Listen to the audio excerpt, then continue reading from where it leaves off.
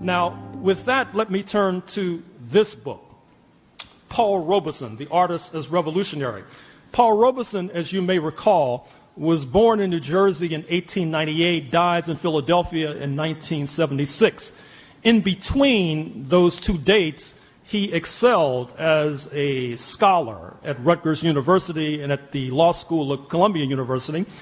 He excelled as an athlete, an All-American football player at Rutgers University, a baseball catcher, a forward in basketball. He played for a while in the National Football League. But he achieved worldwide renown as a cultural worker, as a singer, and as an actor.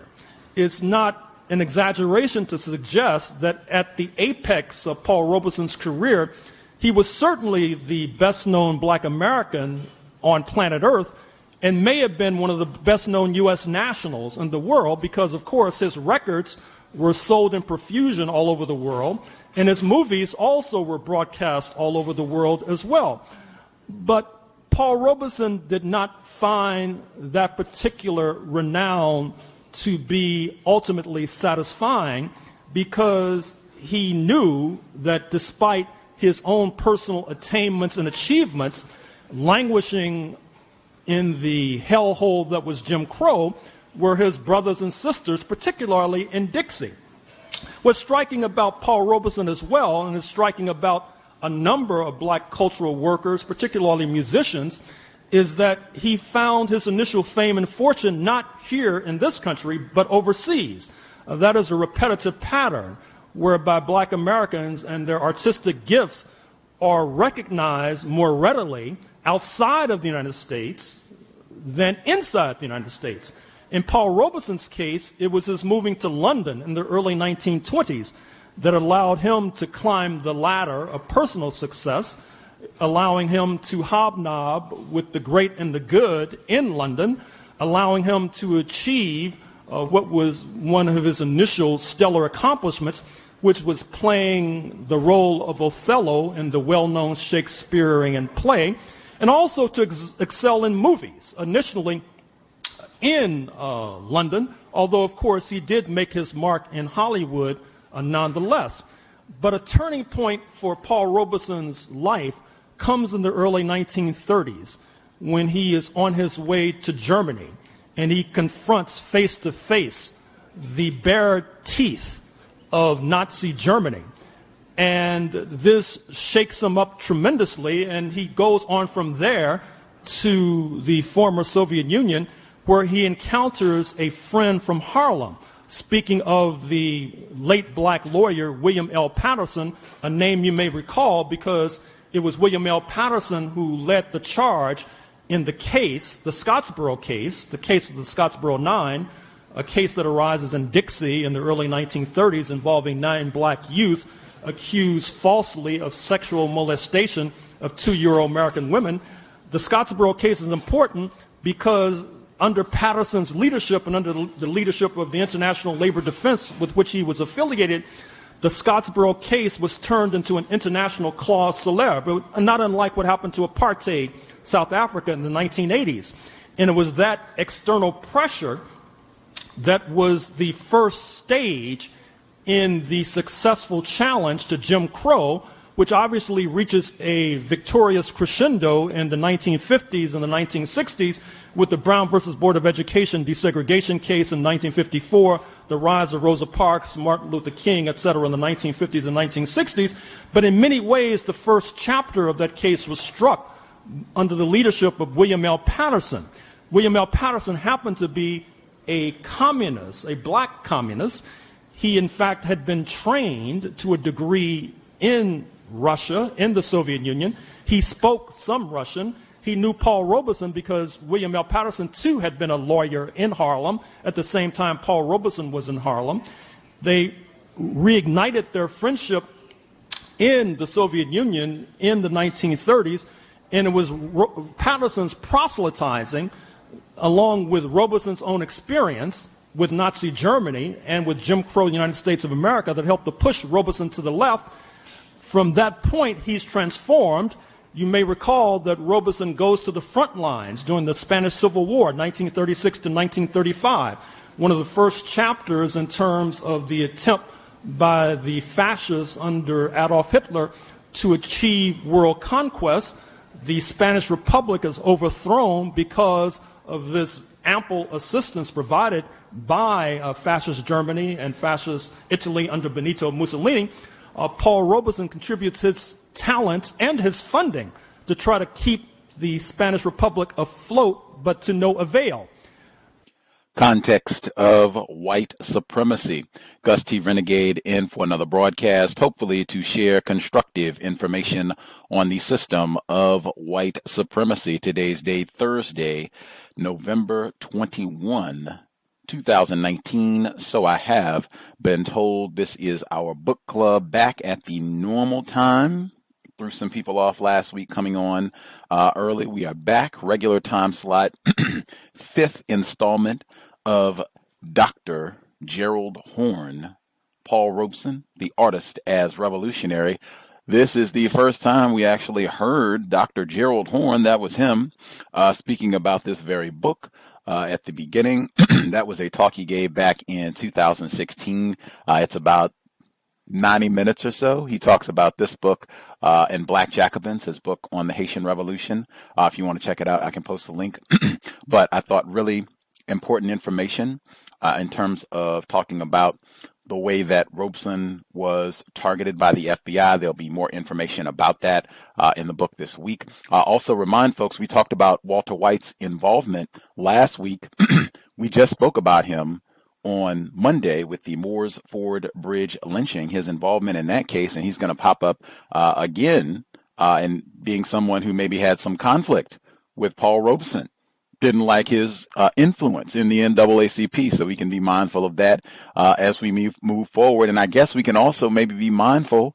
It talked about Eslanda having quote-unquote privilege. He was able to get access to resources that Paul Robeson could not because she was lighter than he was. The same might be true for Walter White. We'll get to it. Context of white supremacy. This is the Black Stalin. We just got to the very kind of beginning part of the chapter last week, but Context of White Supremacy, retired firefighter doing the narration, audio segment number 1. As such, Jamaica's premier periodical, the Daily Gleaner, believed accurately that when Robeson arrived on the island shortly thereafter, he received a hero's welcome. Michael Manley, a future Jamaican prime minister, later called Robeson's concert perhaps the greatest public performance in our history. A free concert, probably the first of its kind by a professional artist in the open air, attended by some 80,000 Jamaicans from every station of life. Robeson was moved when he received this bird's eye view of the slum of empire, which reinforced his anti-colonial determination. I saw many families living in shells of old automobiles, hollowed out and turned upside down, he moaned, a dire state of affairs that was to impel shortly a mass migration to London. Monitoring him carefully, the U.S. authorities acknowledged that in Jamaica and Trinidad, he was feted by official and civic organizations. This they knew since he was under discreet surveillance during his journey. This observer noted that during a free open-air concert featuring Robeson, some 50,000 persons attended it. Robeson also journeyed to Panama, a strategic territory whose labor force was heavily comprised of workers with roots in Jamaica and Trinidad. The U.S. legation, in a confidential missive, viewed suspiciously his recital sponsored by a communist-led union. During his 8th-day visit, Robeson reportedly sang for children, a specialty of his, and to silver communities, a reference to the apartheid designation of workers of African descent. he was honored by resident Spanish Republicans, still thankful for his intervention in their homeland, and said the U.S. legation received a great deal of comment in the local press, stress being placed on his communist sympathies. But retreating from the concert stage and advancing to the typewriter did not halt the decline in his popularity, though it fell least among Negroes. The man who for the longest was the sun around which all else revolved saw his income fall drastically from $104,000 in 1947 to $2,000 by 1950. Similarly, as the dark night of McCarthyism descended, the anti-communist witch hunts, often spearheaded by the pugnacious senator from Wisconsin, artists who wanted to pursue a career found it safer to denounce him rather than embrace him. The doyens of the Negro movement, Mary Church Terrell, who felt that Robeson was a truly great man who made the supreme sacrifice, added that it makes me dizzy when I think of the money he had practically tossed aside by daring to confront the authorities. Soon, since government investigators found workers to be suspect if they owned Robeson recordings, a celebrated physician, Samuel Rosen, admitted sadly that after his relationship with Robeson became known, my practice dwindled to almost nothing. Harry Keelan in Boston was denied a government security clearance since he happened to know Robeson. As the devilish implications of Churchill's demarche sunk in, Robeson correspondingly reeled. By 1948, his primary political vehicle, the Council on African Affairs, CAA, was spiraling downward as his erstwhile comrade there, Max Jurgen, reversed field, denounced him as a stooge of the Reds, and ultimately endorsed apartheid. Headlines blared that Robeson was part of a communist plot to seize the group he had founded, while contrary words from anti-apartheid leaders generally went unreported in the mainstream press. Islander Robeson was astonished, reminding one and all that more than 10 years ago, in the drawing room of our flat in London, Jurgen presented the kernel that became the CAA. I was able to interest Robeson in the idea, and the organization launched. As for alleged infiltration of communists, Jurgen's charge, she reminded this man, who once too had been quite close to the now despised Reds, it was in his home on Hamilton Terrace in Harlem that I first met Earl Broder, the Communist Party's leader, who happened to be the guest of honor there. The U.S. Attorney General, Tom Clark, placed the CAA on a list of so-called subversive organizations, which was a virtual death sentence. Taking the cue, British Kenya then chose to ban the publications of the CAA in Nairobi and elsewhere. This attack on CAA was inappropriate arising, not accidentally, when it was enmeshed in generating a firestorm of protests about the precipitous deterioration of conditions in apartheid South Africa particularly. Robeson was summoned to Washington to testify before Congress on supposed communist subversion of the nation, one of many appearances he was to make in coming years, to the point where it would have been understandable if he had leased a flat in this mostly black city for convenience. There he was in 1948 testifying on a bill co-authored by future U.S. President Richard M. Nixon, designed to illegalize fundamentally the Communist Party and sideline those like Robeson who objected and effort the artist termed fascist. Robeson was undaunted, telling the committee about his trip to the Balkans, where he witnessed peasants suffering, who were perhaps 9/10 of the population. In any case, he countered, communism began in England, not in Russia. In other words, he saw this phenomenon as an inexorable outgrowth of the Industrial Revolution and the Dickensian conditions engendered. He warned that if Eastern European regimes were to be destabilized, then next would be social democratic governments with sizable state sectors such as in Scandinavia, New Zealand, even Britain, and its vaunted National Health Service.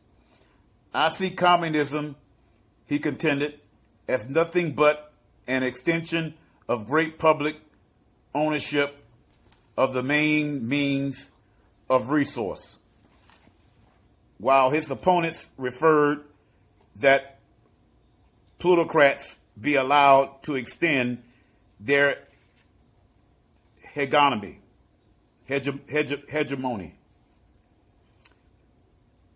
Robeson admitted what could not be denied. He had traveled to Moscow. I was there for over a period, say between 1934-37, 2 weeks, 3 weeks, 3 months, and he refused to back down from his bedrock opinion. I found in Russia, he maintained, complete absence of racial prejudice. This was the first time in my life, Senator, he argued, that I was able to walk the earth with complete dignity as a human being, in contention that landed him in the contradiction of U.S. policy, simultaneously seeking to take halting steps away from Jim Crow while implicitly insisting upon the ridiculous, that this apartheid was normative globally, certainly was present in Moscow, an idea that was meant to shrunk U.S. culpability. And any who disagreed were probably dupes of the Soviets.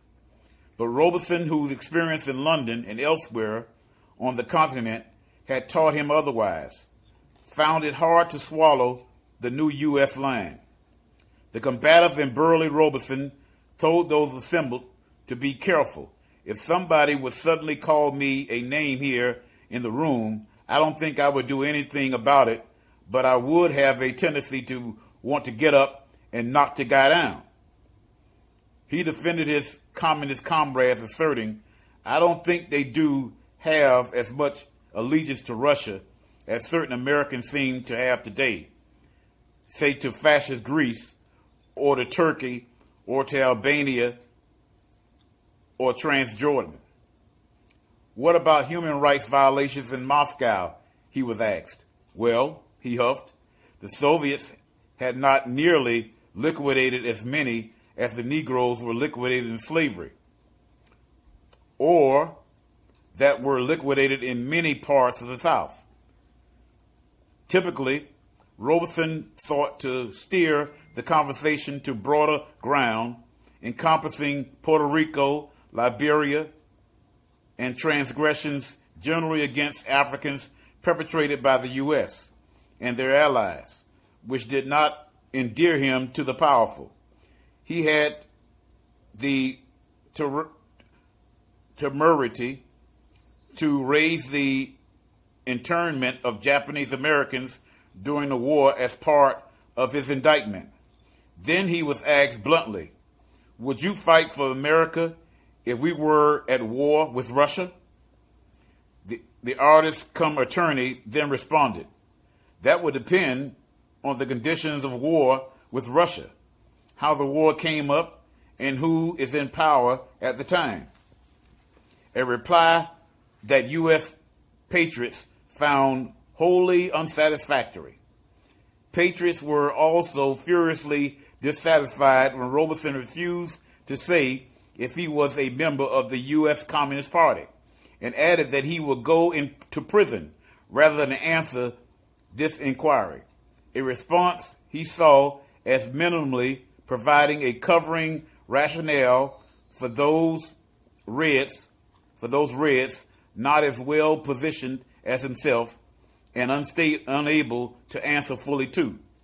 While the Washington bird dogs thought they knew the answer to the question they posed and that Robeson was being evasive for nefarious reasons, a perception seemingly buttressed when the artist was happily informed by a comrade, "Mr. Robeson, did you know that the largest Communist Party club in Winston-Salem, North Carolina, is named the Paul Robeson Club?" Robeson did not frown, nor did he object. Instead, he responded with a smile. Glowing like a sunrise, said his interlocutor, and answered, "No, I did not know, but I'm mighty proud to hear about it. Thank you." And he crushed my hand in both of his. Emphasis original. Effectively, U.S. patriots had determined that it was quite acceptable for their homeland to ally with Moscow a few years earlier to confront their antagonists, but unacceptable for Robeson to do the same after the World War ended. Showing he was not cowed, Robeson remained in Washington to join 5,000 others who were picketing the White House because of inaction on anti-Jim Crow legislation. There he embraced Ben Davis, who had become the other prime target of patriots. "This fight Paul and I are in," said Islander Robeson, weeks after his angrily disputed testimony, "was profoundly meaningful. This she admitted to Paul Van Vechten and his wife, a couple which, like so many others, had drifted away from them in the midst of this political storm. It will probably get you a turn when I point out that you helped us get started with it way back in the 1920s. You, along with a few other very good friends, encouraged us, gave us consistent moral, social, and financial support. And though she was tactful enough to not mention it, this was no longer the case. The fight then was intellectual, artistic, and social. We Negroes were trying to be heard, to get started to participate. You helped us all," she said. "Elegantly, you were one of the first to help us, as you entertained us in your house." But without noting it, she acknowledged that this fight was different, though it was another phase of the same fight, since now it is political, much tougher, intractable. "If you are not political," she told her soon-to-be ex-friends, "that's all right." Words could have shared with other former allies who were fleeing in all directions from the Robesons. Meanwhile, Robeson himself was embroiled in what turned out to be a quixotic effort to elect former Vice President Henry A. Wallace president, but on the ticket of the Progressive Party, in which he played a phenomenal role. Robeson was present at the creation of this party, acknowledging he had conferred with Wallace on the beautiful estate of Mitchell Strait, a man Washington considered to be a Soviet agent. Strait told me that as a youngster, he had watched my rehearsals and subsequently had attended several of my English recitals, said Robeson, in words that won him few friends in Washington. Robeson had been present in 1943 in Chicago along with Hollywood's Orson Welles and Walter Houston and Labor's Sidney Hillman when Wallace launched his unsuccessful bid to be retained as vice president. Robeson, in turn, denounced the Democratic Party, which had an influential pro-Jim Crow wing that which many Negroes backed because of the legacy of their former standard-bearer, Roosevelt. Yet, despite his most strenuous efforts, the PP suffered a stinging defeat in November 1948, though this was due to no small part in the reigning Democrats purloining the PP's anti-Jim Crow platform, eroding the PP's best base among Negro voters. Robeson seemed to sense what was to occur, which did not improve his mood. The radical attorney, John Apt, was with him in Philadelphia that year for a party meeting. They had taken a train from Manhattan and shared a compartment, ordinarily the easiest person to be with. Apt recalled quizzically, Paul was very unlike himself, as he sat quietly and didn't want to talk. He was assured by Lawrence Brown, who was with the two, that he goes through this before every performance, but Apt was seemingly unconvinced. Despite the uproars in Washington and Missouri, it was Paris that marked the sharpest assault against Robeson, for it was there that he again not only touched but battered the sensitive Achilles heel of the Republic. There in the spring of 1949, he was portrayed as telling a gathering of peace advocates that it would be unthinkable for U.S. Negroes to join in war mania against Moscow. It was on 20 April when a hall in Paris was jammed with delegates from 60 nations.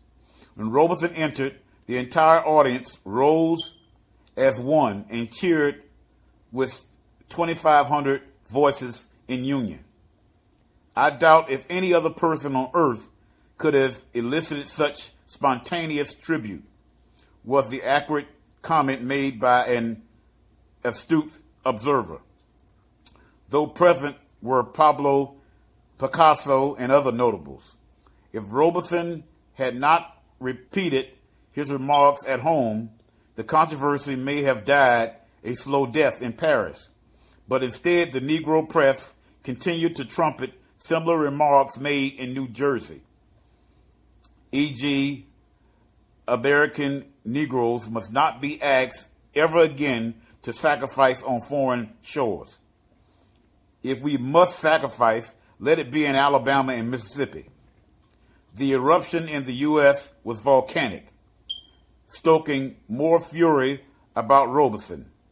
An alleged former communist, now a friendly witness before Congress, Manning Johnson, charged that Robeson's ultimate aim was to become a black Stalin, and to that end was involved in certain intercontinental party work in connection with his concerts.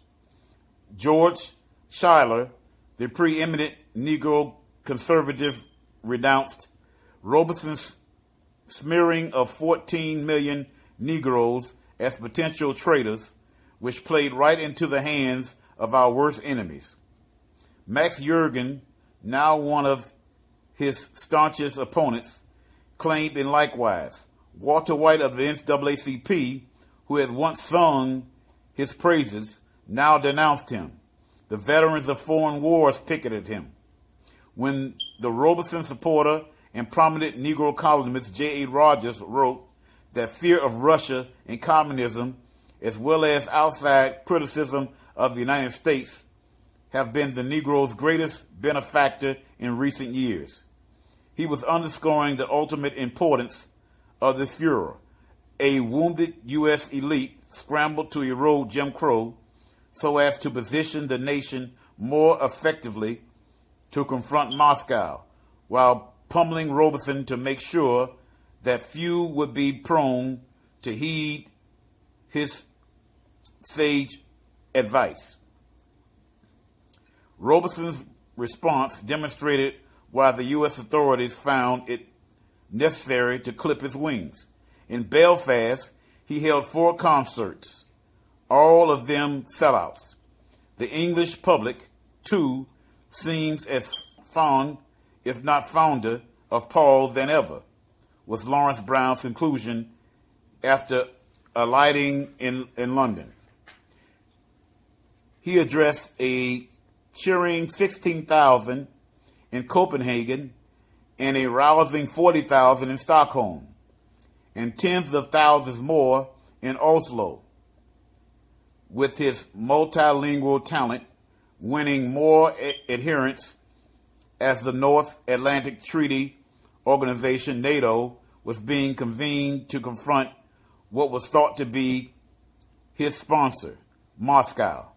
Surely his study of Norwegian paid dividends, as this small nation was unaccustomed to seeing a cosmopolitan African address them in their own tongue. According to Ulf Christensen in Oslo, Robeson sang and talked to the largest political rally held in Norway since 1945, as multitudes hung on his every word. In Sweden, Robeson later noted, "Some people in the American embassy tried to break up my concert, but were rebuffed forcibly." There he echoed what he had said in Paris. Why should the Negroes ever fight against the only nations of the world where racial discrimination is prohibited? He asked with ire, speaking of the emerging socialist camp. Robeson delivered to U.S. audiences first-hand views of Europe that did not necessarily correspond with those of Washington. If you want to see what fascism can do, he maintained, walk through Poland, which he had done. Inevitably, Washington concluded that wisdom dictated that his passport be revoked, his income reduced, and his image tarnished.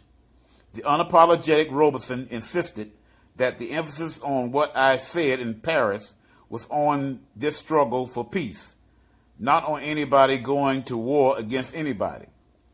But U.S. patriots saw this as a distinction without a difference. We, of all groups, have a right to some radicals, stressed Robeson, speaking of himself. But alleviating the quotidian oppression of Negroes would undercut this persuasive rationale, it was thought. The lauded left-wing playwright Clifford Odets hailed Robeson at the same time as one of the most distinguished artists and gallant fighters our great country has ever produced. But soon even this otherwise courageous writer was seeking to salvage his own career and hardly had time to praise further the beset actor and singer. That same year, 1949, Robeson testified at the federal court trial of the U.S. Communist leadership in a case designed to illegalize further his embattled group. He was the co-chair of the National Nonpartisan Committee to defend the rights of the 12 communist leaders, derided as yet another communist front by detractors. But Robeson's close friend and comrade Ben Davis was one of the defendants, and the actor then recalled that a device he used to excite his nightly rage on stage in his performance as Othello was to imagine that Davis had betrayed him, an unthinkable prospect that drove Robeson to the witness chair. Davis reciprocated on one occasion, telling Robeson, A guy like you is born once every century, expressing feelings for his comrade so potent and moving that I can hardly speak, leading the avowed communists to consider embracing you with a kiss. Though he was only questioned for 19 minutes, the fact that Robeson had known the judge, Harold Medina, while a student at Columbia, was thought to be important by some. The beleaguered Davis illustrated accidentally the dilemma comrades faced when he charged that Walter White was afraid of Paul's influence in the NAACP, but then was forced to add weakly, I intend to develop this thesis as soon as I get time off from trial preparations. That time did not come as Davis was then jailed, which illuminated why the trial occurred in the first place. Another incident in 1949 highlighted the same problem. While on tour in Britain in 1949, a burglar entered the room of Robeson's accompanist and systematically purloined items, leading to 3 sleepless nights and 3 frantic days. It was hell while it lasted, said Lawrence Brown, an apt summary of Robeson's entire ordeal during the Red Scare. Yet accusing him of another kind of betrayal was baseball celebrity Jackie Robinson, rapidly replacing Joe Louis as the preeminent star of sports in a culture obsessed with such competition. Robeson had campaigned tirelessly to desegregate the national pastime, making Robeson's career possible. Yet in 1949, it was precisely Robeson excoriated Robeson before the House of Un-American Activities Committee and turned the knife further by ridiculing him as silly. Robeson pledged the racist loyalty and advised not to think of radicalism in terms of any special minority group. Robeson sent to Robinson the true statements he had made in Paris, which occasioned the renunciation of him, but to no avail.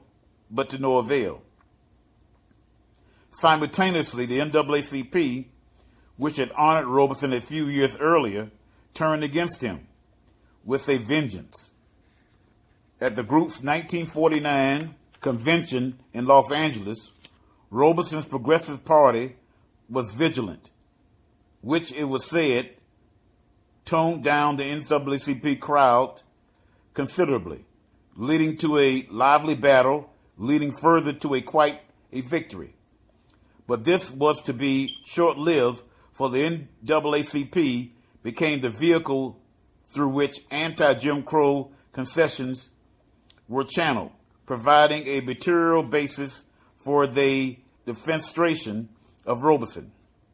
What had changed in 1949 was the Chinese Revolution, which increased the anxiety among U.S. patriots, bolstering the impression that the fight against communists was waning, which augmented the assault on Robeson.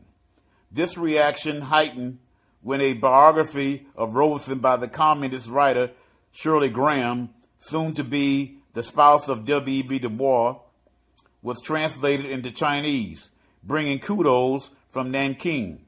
Days later, Miss Robeson was asked by a prominent Chinese magazine to supply a story on her husband's personal interest in China and his friendship with the Chinese people. Was the war against communists waning as evidenced by the tie between Robeson and China? Also in 1949, a widely circulated picture of Robeson was published. Arriving from abroad, he was flanked by 3 uniformed police officers on his right and 3 more on his left. He was headed to a glamorous rally in Harlem of 4,000 people at 155th Street and 8th Avenue, indicative of why he was under constant watch. When Robeson stopped off the train in Baltimore recently, said the leading Negro publisher Carl Murphy, he was followed by an agent of the FBI. He is constantly under surveillance. Coincidentally, this Harlem snapshot exposed the kind of surveillance that was to blanket him until he breathed his last breath, for from the point forward, he was constantly under surveillance to the point where he could hardly go outside without being accompanied by agents of the state. Chapter 7, Robeson, primary victim of the blacklist. By 1949, Robeson's income was plummeting, while his popularity was declining in certain quarters. But even this unfolding annus horribilis hardly prepared him for what befell him in Peekskill, New York, in August, September of that crucial year.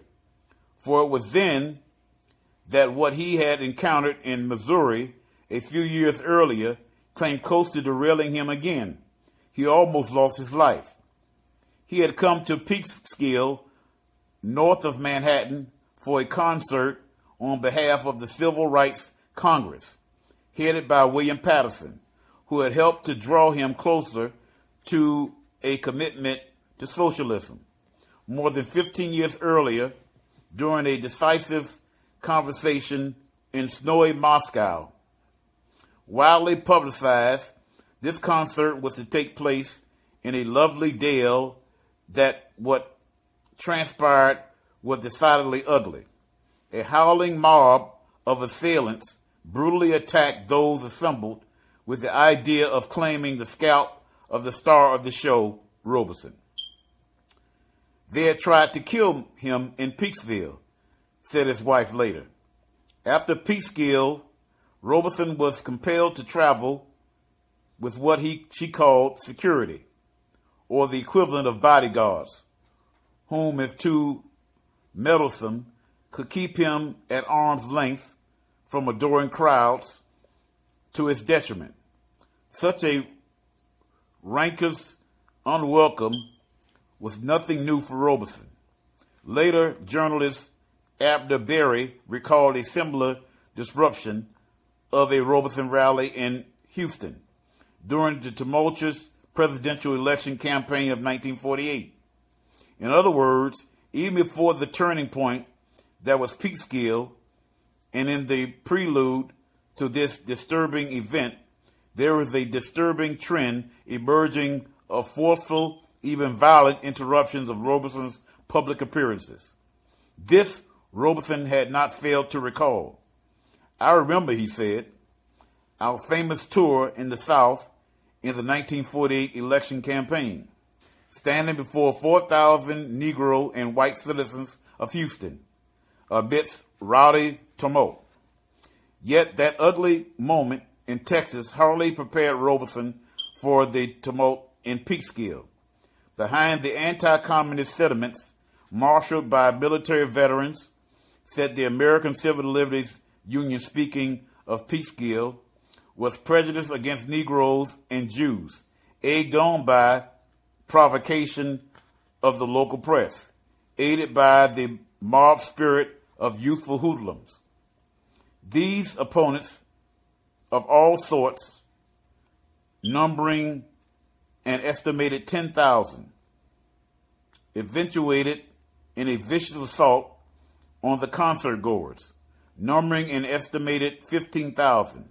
The local Republican Party, hegemonic in that region, was seen as the moving hand behind this outrage, taking place in a region where a large prison was a major employer and where violence had deep historical roots.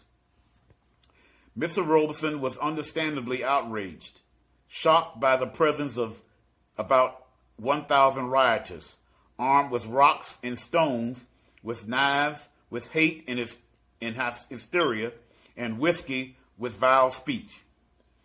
There were police there too, about 1,200 of them, armed with guns and nightsticks, but they seemed more determined to aid rather than detain the rioters seeking to massacre thousands of progressives. The only serious interruption she found was a police helicopter that circled noisily and low directly over Robeson's head while he was singing, thus drowning him out. Undaunted, Robeson and his cohorts returned days later to demonstrate that they could not be intimidated. Instead, their opponents mobilized too and administered yet another stinging beating upon those assembled.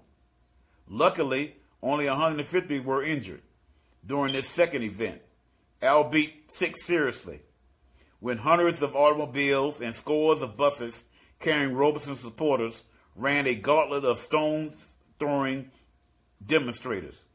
There was a concerted attempt to drag drivers from cars. Effigies of a lynched Robeson abounded. Windshields and windows of these vehicles were shattered after the Robeson concert at the Hollow Brook Country Club, where Negro soldiers were taunted and one was struck in the face. A new epithet, white niggers, was spat at those seen consorted with Negroes. The local hospital was jammed with the injured. One national newspaper was not alone in condemning this riot as fascist. Validating this widespread perception was the chilling chant of the mob. "We're Hitler's boys," and "God bless Hitler," and their favorite, "Lynch Robeson." Patterson was not singular in assessing that the murder of Paul Robeson was a part of the official program of American reaction in both events, which amounted to a world event of paramount importance. "Do you know," he asks hearttrendingly, "what a mass organized attempt to lynch Paul Robeson means?" The car carrying Robeson was targeted for special attention, as even the police joined in smashing the windows of his vehicle before it escaped with desperation. Robeson headed promptly to his base in Harlem, where 5,000 supporters greeted him elatedly. Another account estimated that 3,000 were present with standing room only, but 7,000 rallied outside. Yet left ringing in their ears was the throbbing cry, "Lynch the fucking niggers." Hitler was a good man. He should have killed all the communists and Jews. If it was any consolation to Robeson, he was not the sole target of abuse. Even the foremost Negro pilot, Eugene Bullard, who had soared to fame in Europe, was beaten senseless with truncheons by state troopers, as law enforcement joined the mob in the fray. Even those not beaten continued to be harassed in the aftermath of Peekskill. When Norman Forer, a U.S. national, spoke at a peace rally in Manitoba, Canada, the Royal Canadian Mounted Police reported his presence to the U.S. authorities, since he was said to have had a part in organizing guards to protect Robeson during the uproar in Peekskill. Predictably, the victim was blamed, as an official investigation invoked by Governor Thomas Dewey was tasked to ascertain whether the meeting was initiated and sponsored by the Civil Rights Congress for the purpose of deliberately inciting disorder as part of the communist strategy to foment racial and religious hatred, initiated by this alleged quasi-military force. Dismissed was the targeting of Robeson, since resentment was directed against him not as a Negro, the cause that was now losing popularity, but as one whose reported acts and utterances identified him in the public mind as a leading proponent of communism, the newer cause. Unbowed, Robeson took off on a whirlwind tour designed to rally support against the dangerous ultra-right pestilence detected. He addressed 17,000 in Los Angeles, but more indicative was the denial of venues for him in Oakland and San Francisco. Berkeley emulated L.A. in welcoming him with open arms.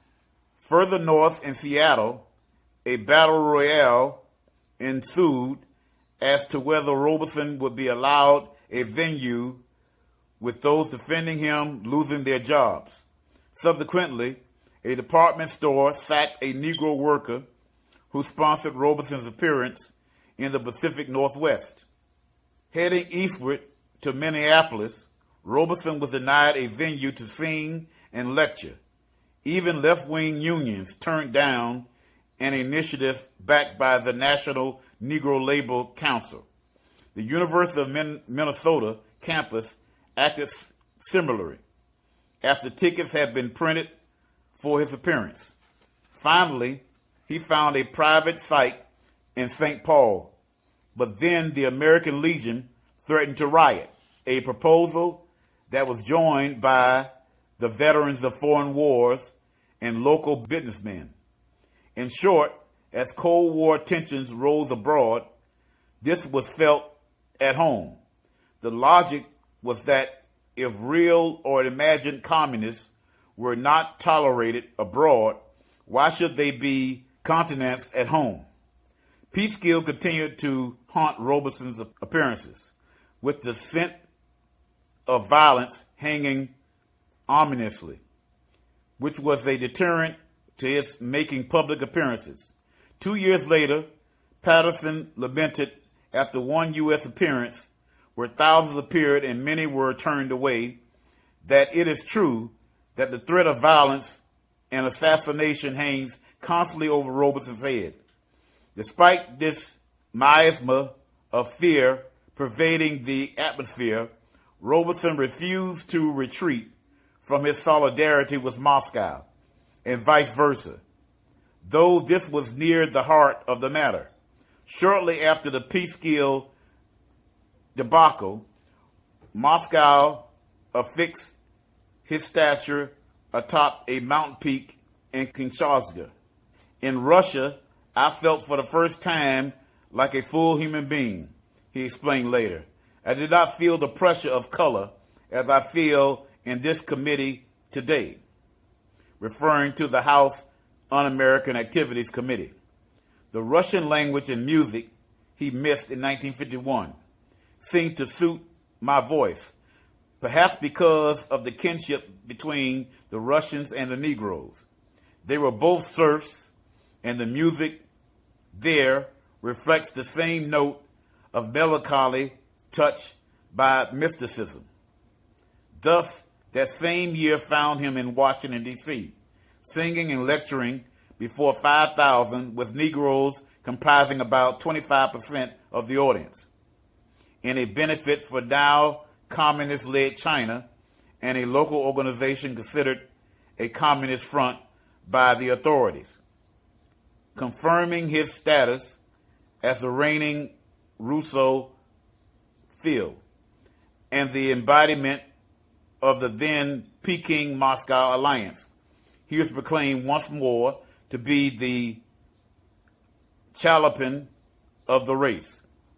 Robeson, who had overcome his reticence about writing, also penned a widely circulated pamphlet in 1950, The Negro People and the Soviet Union.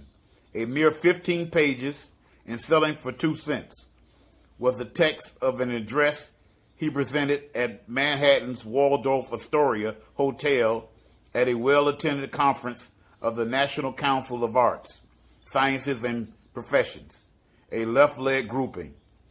The occasion was the anniversary of the Bolshevik Revolution, which led to his not only praising Moscow, but quoting Mao Zedong at length in a similar vein. which was ill-designed to win him favor in Washington. Where indeed would the Negro people's struggle for freedom be today? He asked. If world imperialism had not been critically wounded and its forces weakened throughout the world, we should not forget, he insisted, that it was Roosevelt who in a letter to Stalin spoke of how civilization had been saved by the Battle of Stalingrad, which a fortiori meant saving Negroes from further destruction. But even his gargantuan victory, with its manifold significance, did not spare U.S. Negroes from a dire fate. Last hired, first fired, lynching, unemployment, etc. Yet they were expected to enlist in yet another war, this time against the nation that had rescued civilization. He refused adamantly to retreat from his controversial remarks in Paris, seeming to suggest that African Americans would not join in war against Moscow, remarks that had brought him so much grief. In December 1952, he proclaimed at a meeting of the National Council of American-Soviet Friendship, "It is unthinkable, as I said at Paris, and I repeat it now, that the colored people of the world would serve their oppressors in such a war against the socialist camp." But what he and his comrades did not seem to grasp was that the spooked U.S. authorities veered in a direction not predicted by most of them. Oppression of U.S. Negroes was eased, which made this base of support for Robeson less prone to lend him aid in his time of need. An essential aspect of the clubbing of Robeson was seizing his passport, which occurred weeks after war had been declared on the Korean Peninsula in June 1950. Within months, the foreseeable occurred. As Secretary of State, Dean Acheson was informed curtly, two agents of the state called on Mr. Robeson and advised him that he was now instructed to turn over to them the current passport which he now has for travel in foreign countries. Later it emerged that this draconian move was made not least since Robeson's advocacy for decolonization was hostile to the best interests of Washington. Carl Murphy, perhaps the chief Negro publisher, asked why Jim Crow advocates were not denied passports. Haven't such persons done more harm than a score of Robesons? He asked. There are many whose expressed opinions are not in the best interests of our country. Some of them are in Congress. So why weren't they penalized? Why was it only those of the left denied the right to travel? For example, Robeson and W.B. Du Bois. Another leading Negro journalist, J. Rogers, posed the query rarely asked during this tempestuous time. Which is the greatest menace to America, communism or racism? He thought it was obvious that the correct answer was the latter, but this was not a view universally accepted in the U.S. All righty. Context of White Supremacy. Gus T. Renegade had some headphone difficulties. Said I got brand new headphones. They were defective. Had to send those back. Man. Trials and tribulations on the plantation. So we are done with the first audio segment. We are now in Chapter 7. Robeson, primary victim of the blacklist. It didn't say survivor or anything else. Victim. If you have commentary to share, the number 605-313-5164. The code 564-943 #. press star 61 if you would like to participate. 7. Number again, 605-313-5164. The code 564943 pound. Press star 61 if you would like to participate. Much obliged to retired firefighter doing the narration for us this week. Whew, no fan of having to do the narration. That is hard work. I will make sure I get in. Man, talked about Mr. Robeson's weight last week. Eating a lot of ice cream, all that alcohol, things that are not good for you. Counter racism, self-care, super important. His health came up again this week. Man, oh man. This is one of the few times I can say, man, I'm looking forward to this program being done. Before the program got started, I even tweeted the evidence, photograph, made vegan cornbread, which is not anything big. I have been making vegan cornbread throughout the history of the cows, all the way back to the very beginning.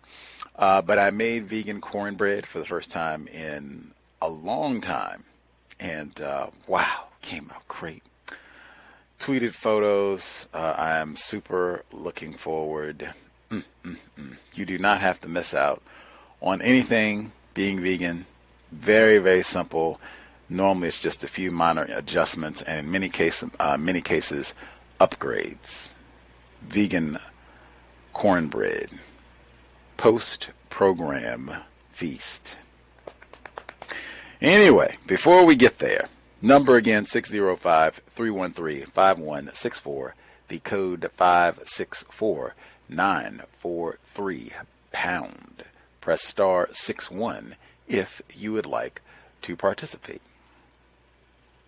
We have listeners who wrote in this week as well, so we'll be sure to add their written commentary also. Folks who dialed in with a hand up, if you have commentary to share, line should be open. Proceed.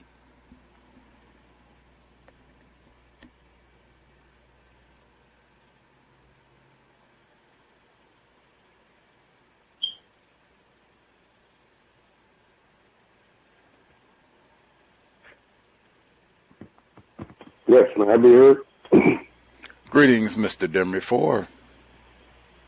Yes, greetings, Gus. Greetings to the other callers and listeners. I missed one. I guess the time was different, and that was a little bit of technical problems, but I listened to the archives, and so I think I'm pretty much caught up. You know, what strikes you is he has a lot of so-called white friends, and I can't remember any instances where any of them came to his aid in any of the times that he, you know, really needed somebody that may have, you know, been of Jewish descent or whatever, or just, you know, was coming to his parties, his fundraisers. Gregory Peck, some of those big-known movie stars at the time. It just seems like once they started the Red Scare, or asking him whether or not he was communist, then people pulled back on even knowing him. I did have a little inside information. They were constantly watching Mr. Robeson all the way back 1942. I think he was basically unaware, but I did a little cross-reference. Remember, the book was telling us that he, at one time, had an audience with Truman, President Truman at the time, and I guess they got into an argument. He brought up lynching, and Truman didn't like that. So in September 1946, Truman had met with Robeson. Robeson had a group, I guess it was the CAA people, they were addressing the issues during that time. And when right after Mr. Robeson left, then Truman instructed the Bureau of Internal Revenue Service to do a probe on him. So they were plotting against him even before I think that he was even aware. And I think he started to realize, well, he had to start to realize something when his friends started to draw back, pull back from him, even his closest friends.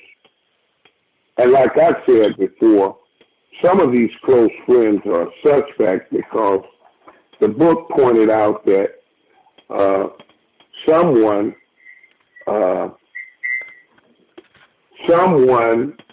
was giving information to the FBI about Mr. Robeson, someone close to him. Excuse me. One time he was giving a speech in Paris at a peace conference, and his speech, before he got up on stage, they said his speech was transcribed back to the FBI in the States. And we know that little Chinese scribble that the FBI found on him, it looked like the book was pointing to the fact that he even had to answer for that. It said that he was exonerated, So what did they do? Bring charges against him for some notes that he had? And then the book starts getting, his life, whites were really giving him hell. And he had Ben Davis as a friend, but even Ben Davis and Walter White started pulling back from him. You know what I thought was interesting too, Gus, is that the head guy, Earl Browder, communist leader in the United States, and the way Mr. Robeson's life is, it seems, it just reminds me of The Invisible Man, where the Brotherhood and the white guy was mysterious and all the different things that he went through. But that was fiction and this is real life. But it looks like that Mr. Robeson is using his fun, his time, and all his celebrity status to aid in some of the Communist Party leaders. And that was causing some disturbance back in the United States. And the FBI and other agencies were looking into his dealings. And it's one particular thing, when this guy, I think it was Browder, started to turn his views away from conciliation and more towards confrontation, and then Paul Robeson adopted the same idea. That seemed like the very time when the United States started to ramp up the surveillance and monitoring of Mr. Robeson. And when he went to Peekskill, New York, and a howling mob was there assailing, they had rocks, and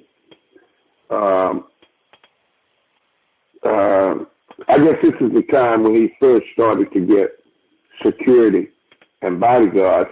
It seems like a person of his status would have had some types of security even before then, but I guess underestimate the enemy and the dedication that white people have towards practicing racism and mistreating and terrorizing black people, then it quickly came to him, especially when the book says even some of the police were getting in on when they were throwing rocks and beating them with sticks, and the police jumped in on it too. They started beating them too.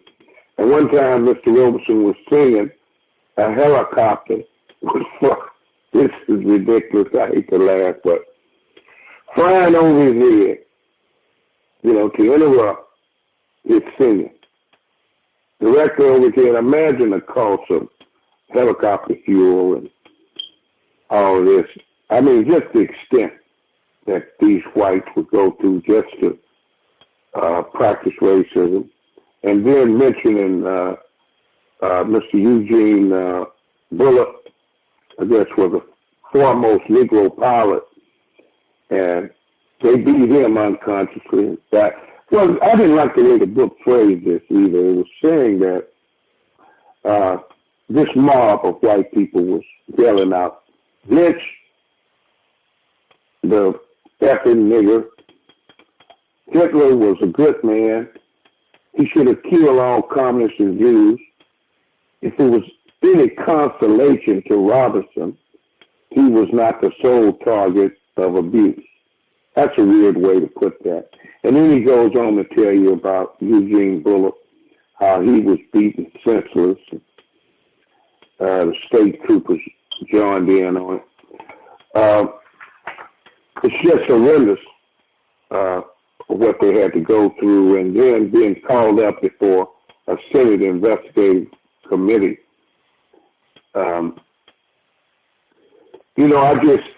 I try to feel the pain, or try to identify with what he must have been feeling at the time, and it's beyond comprehensive, because the fear of losing your life and being heckled at your concert after you were so beloved and upheld and with all the accomplishments that he had, it had to be terribly, terribly distressing. Matt Gus, thanks for taking the call. Much obliged, Mr. Demery 4. Let's see, other folks who dialed in with commentary. I see retired firefighter. I'll nab other hands as I see folks. Our narrator, retired firefighter. Can I be heard? Yes, sir. Greetings, Gus, and greetings to everyone. Early in the first report, they mentioned about Mr. Robeson denouncing the Democratic Party.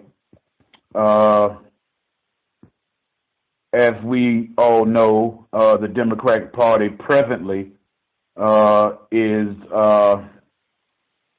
the party where most voting non-white people who are racially classified as black are members of. They substitute the word white supremacy for pro-Jim Crow wing, which I really don't know fully on what that means, because there were members of the Democratic Party practicing racism, white supremacy in all parts of the Northwestern Hemisphere. As I can recall, a president of the United States that was a racist was a member of the Democratic Party, and at the same time, it used to be the president of Princeton, I believe, Woodrow Wilson.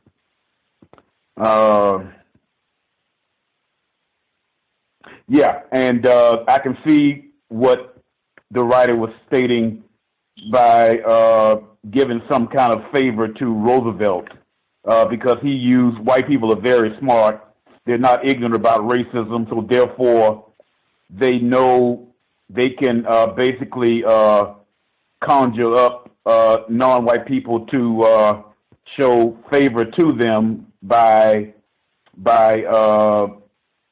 handing them some butter biscuits and whatnot. It was during the Depression, what was called the Depression. And, of course, you know that non-white black people are going to be at the bottom of whatever the disadvantage with something called the Depression. Plus, he was the first president to start what we know today is housing projects. Matter of fact, one of them is a few miles from where I'm sitting at. The incident in Paris, where it was stated that that he said it would be unthinkable for U.S. Negroes to join in war mania against Moscow.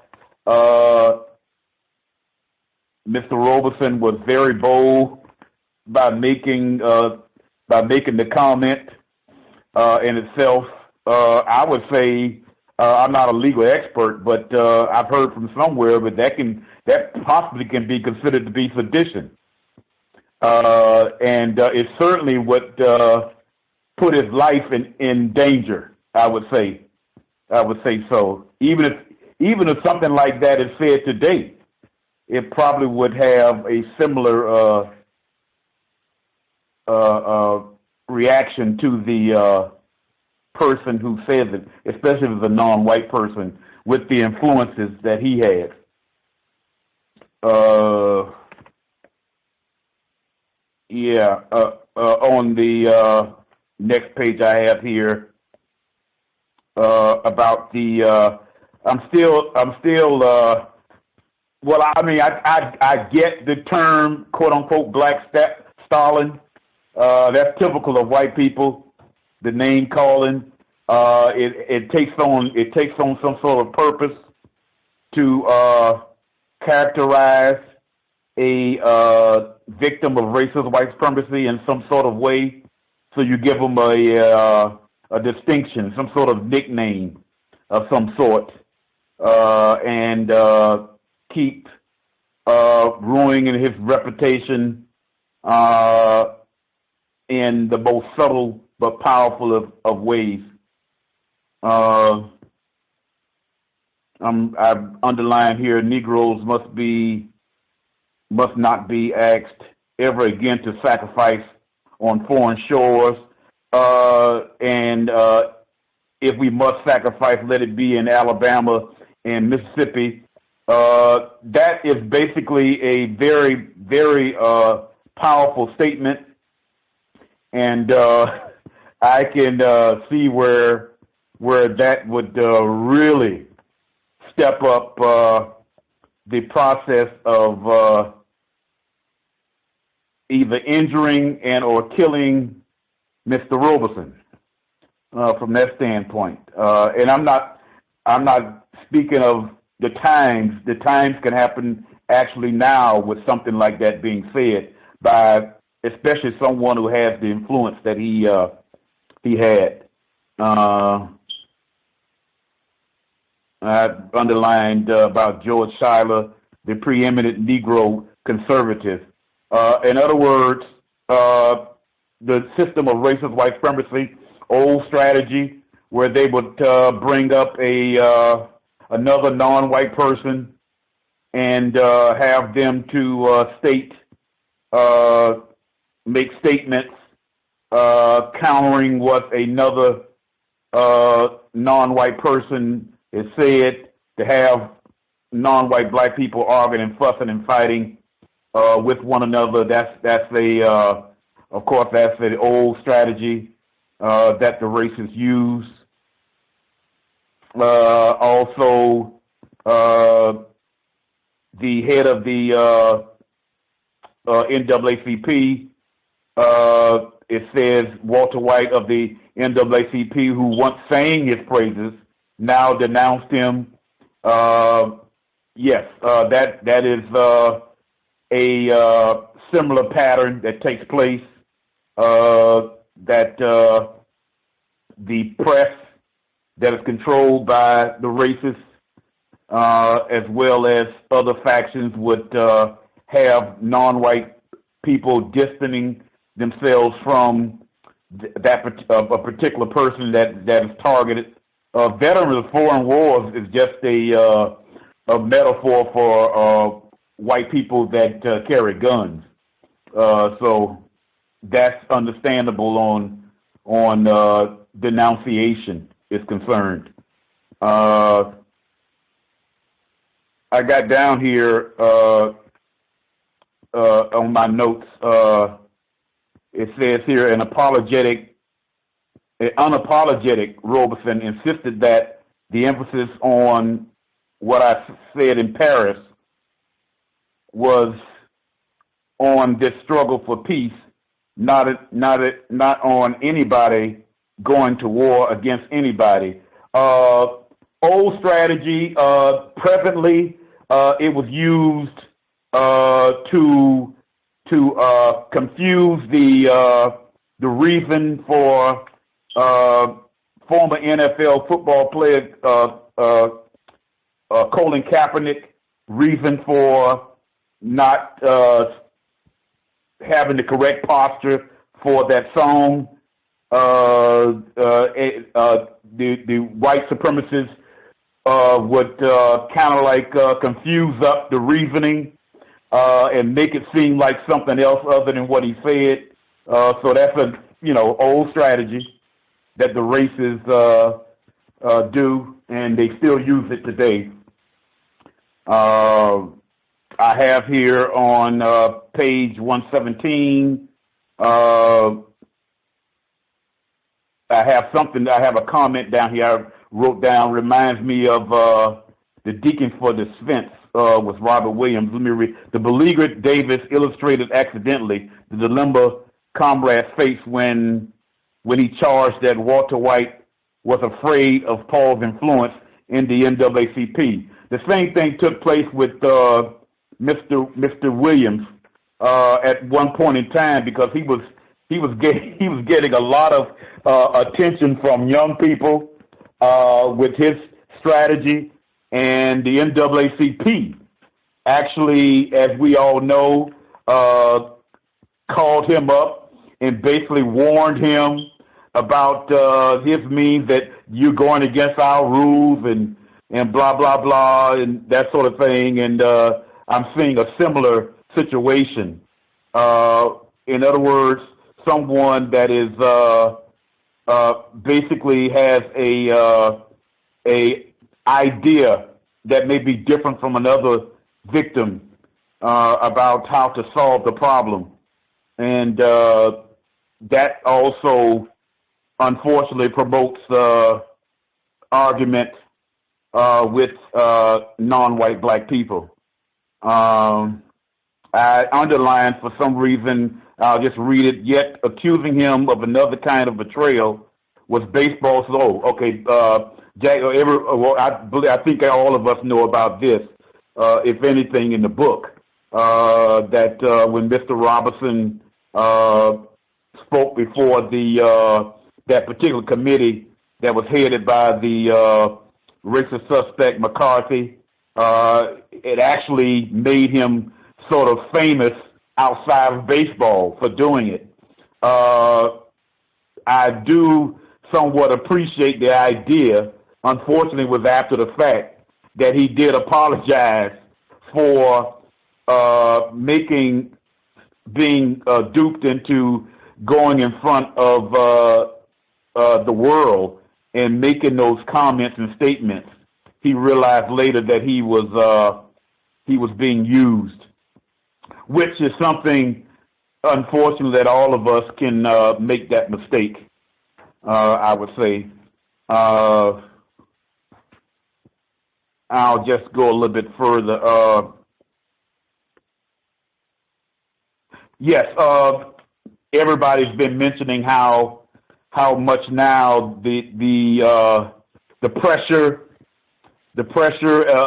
You mentioned about his lack of eating properly. There's another popular metaphor. It seems as though Mr. Robeson was burning the candle at both ends. I don't read anything about him getting any sufficient rest at all. And on top of it, his eating habits and some of his other habits were not too good. And so that actually can corrupt one's health. You know, that's something that we all have to do a better job of paying attention to. And I'll just hold on from there. I actually got 6 more pages where I have some comments on. Last but not least, I would say I remember there's pictures in this book also, as I think some of us know. And on one particular picture, it has Miss B. Richards. That's in one of the pictures. It also, in that same picture, has Mr. Patterson, if anybody would know what he looked like. But B. Richards, you know, she played in several famous movies as a quote-unquote character actress. And the picture that I'm looking at, she looked pretty young as compared to what she looked like in the movies. And that's all I have to say. Thank you. Much obliged, retired firefighter. Thank you again for the narration. Give out the number again, 605-313-5164.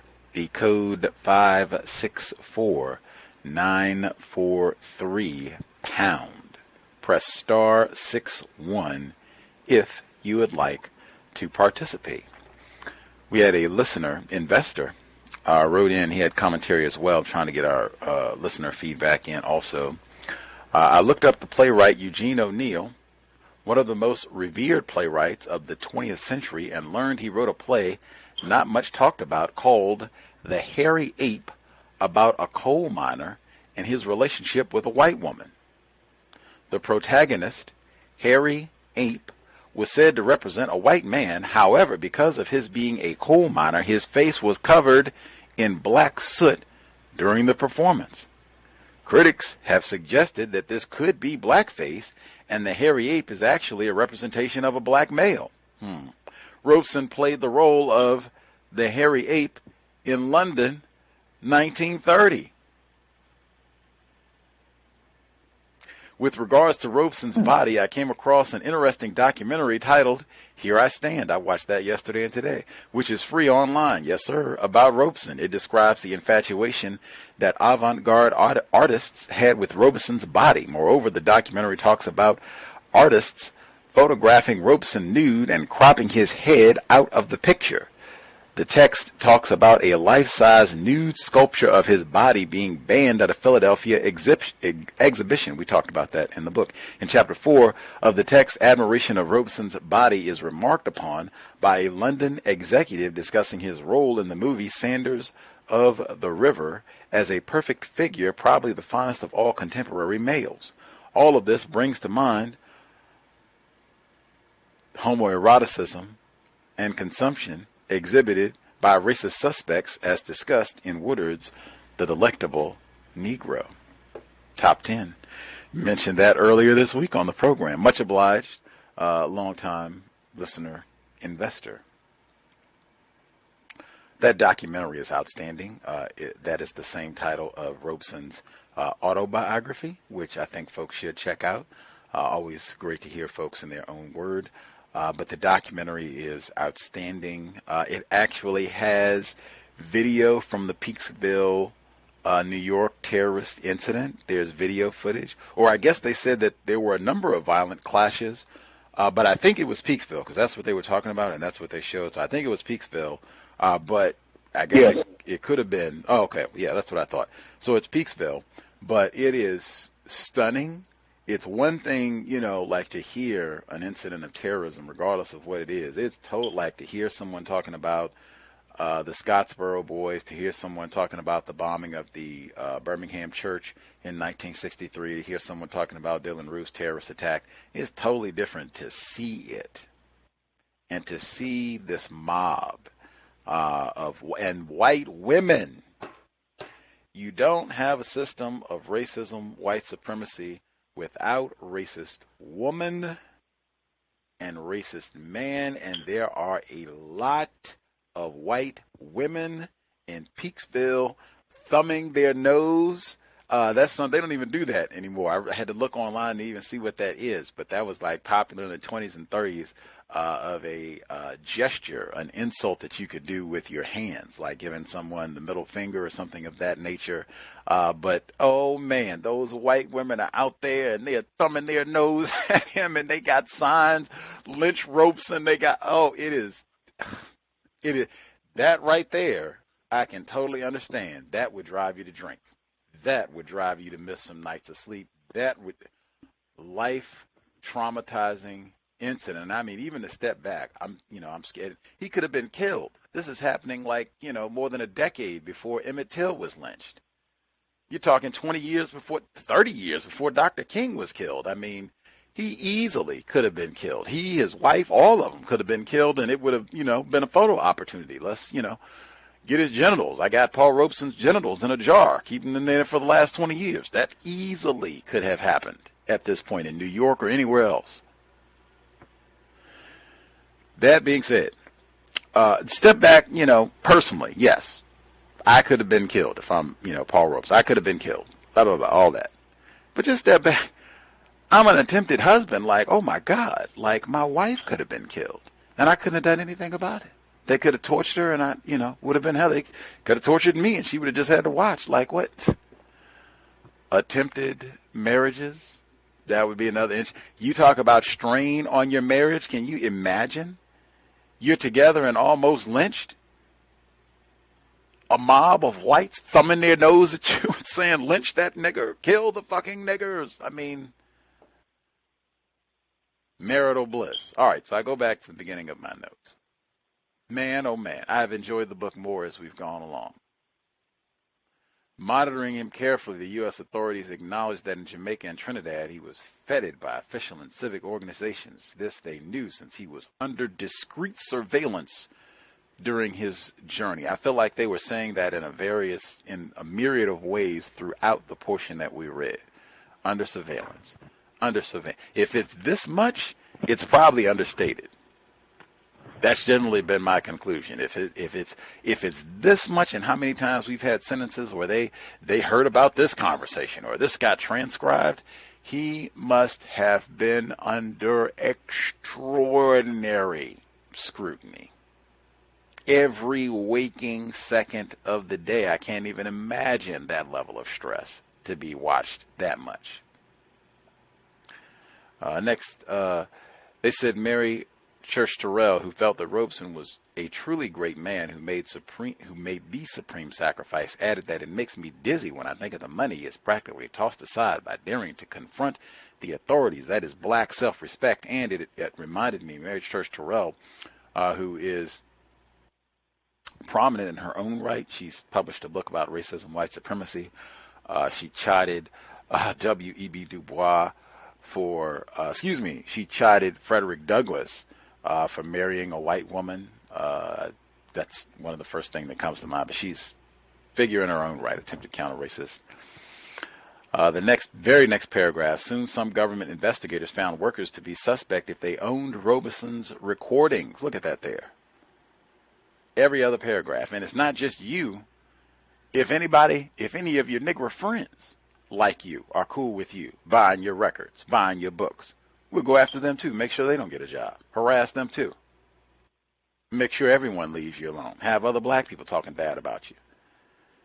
He said a celebrated physician, Samuel Rosen, admitted sadly after his relationship with Rosen became known, my practice dwindled to almost nothing. That's what I mean. That's what domination looks like. Let's see. Max Yergin reversed field, denounced him as a stooge of the Reds, and ultimately endorsed apartheid. I think this is important. Number one, the Reds, that name calling, think retired firefighter touched on it. Racists know the power of being able to manipulate people, how they think, their conduct. Name calling is a huge nigger. There is no better example of the power of name calling. Nigger. But they are extraordinary with it. And when they are able to use non-white colors as a part of it to kind of keep you, or to kind of motivate you in terms of how you should be thinking about this. The reds, not white, to put a color on it, a non-white color on it. The red, the niggers, the dark people are in league with the reds. It's a big problem here, how you're supposed to frame and how you're supposed to think about this. But then when it said that Max Jurgen, who's a victim of racism, who once was a comrade, once was a homie, this was my black brother, Max Jurgen, and now, he's a stooge, he's a coon, don't listen to Paul Robeson, he's a no-count coon. That right there is exactly what, or another illustration that you can mark that as exhibit 5052 in terms of why I have been so staunch. Do not call me black brother or any of the other titles, names we want to try and throw out there. Throw all of that away. Under the system is so easy for racists to put pressure on us and to have any of us come around and denounce somebody, denounce your own family member. They do that sometimes. Didn't that happen? Minister Malcolm X, sometimes they'll get your own brother to come out and, oh yeah, he's a coon. I tried to tell him he's a coon. I've been telling him that for years. He won't listen to me. That is the system of white supremacy. And you understand. That's what, man, woo. Mr. Robeson, I have so much respect for him. In that documentary here, I'm not even going in order, but I'll talk about it now just because. In the documentary Here I Stand, they talk about Jackie Robinson and him going out and saying, yeah, same thing, man, that Paul Robeson is a coon. He's silly. He's stupid. Out there saying that black people won't support the war. Get out of here. He's a coon.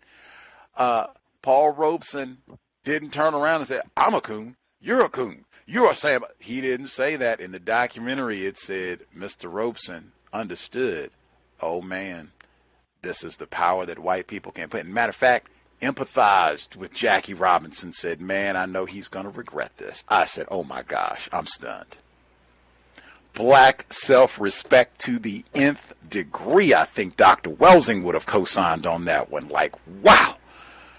He could have got mad. He could have jumped out and called him names. We could have had a knockdown, drag-out brawl. Who are you going to get out there and leave these white people and call me silly? I feel sorry for Jackie. I think he's going to regret that, which he did greatly. I've heard that repeatedly. I think that's in his autobiography where he admitted that repeatedly, that, oh, man, that was, they get us victims. They got that as the chapter from Mr. Robeson in the section we're reading this week. Victims of white supremacy. That's why I say it's hogwash. It's nonsense. It's dangerous when people say that black people are experts on racism. No, sir. No, ma'am. It's too many illustrations of prominent black people, people that you would say, oh, yeah, this is someone who has got to be a PhD holder in an understanding of white supremacy, racism. No. The experts on racism are white, but the reason I brought that up, Mr. Robeson, not black self-respect. I'm not going to call him names. I'm not going to call Max Jurgen names. I understand the pressure that white people can bring to bear on victims of racism.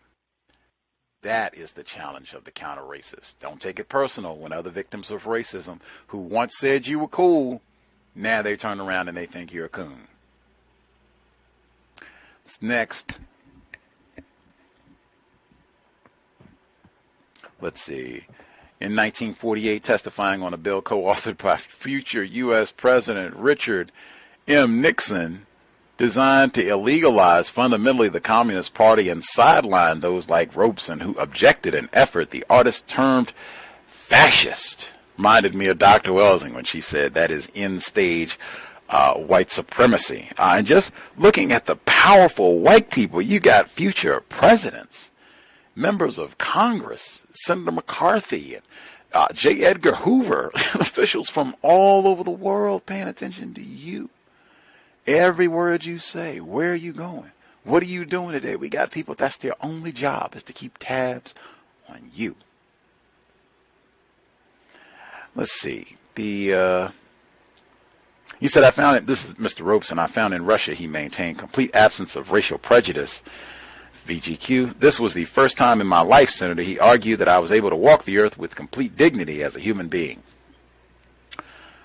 VGQ, we do indeed have a global system, and in fact it said simultaneously, I'll just read, a contention that lauded him in contradiction of U.S. policy, simultaneously seeking to take steps away from Jim Crow while implicitly insisting upon the ridiculous that this apartheid was normative globally.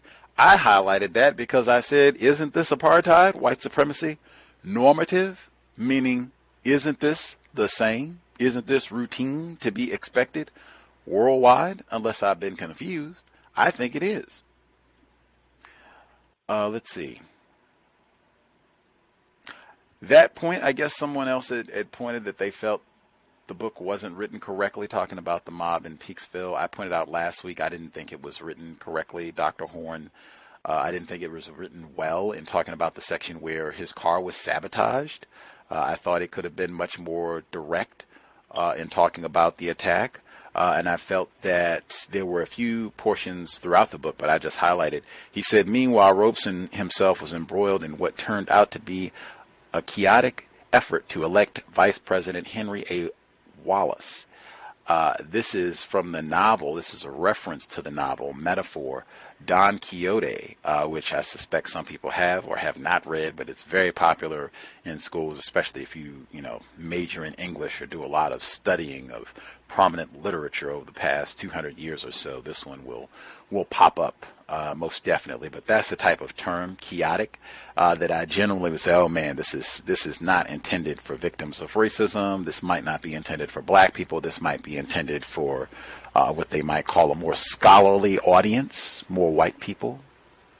That happened a few times. They used the term Dickensian, which is, again, literary reference, literary metaphor to Charles Dickens' book Great Expectations about poverty in Europe a few centuries back.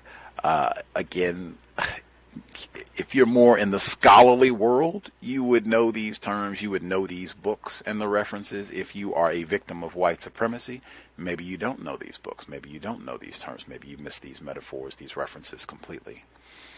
Let's see.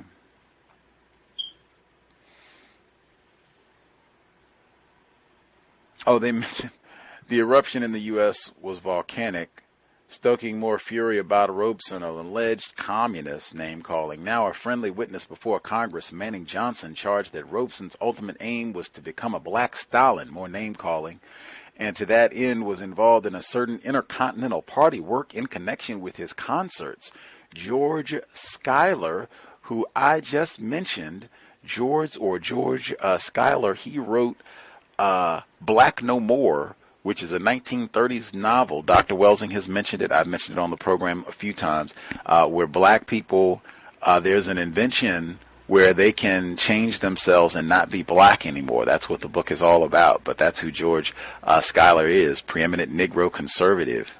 Renounced Robeson's smearing of 14 million Negroes as potential traitors, which played right into the hands of our worst enemies. Max Yergin, again, now one of his staunchest opponents, used to be homies, chimed in likewise. Walter White of the NAACP, who had once sung his praises, now denounced him. The veterans of foreign wars picketed him.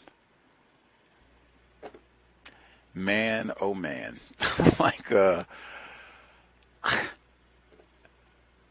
I'm glad we read the book just to get that. I think that's important because again, don't call me black brother. There are too many examples of this when you go back and you read about Dr. King, where the way he was treated by other victims of racism.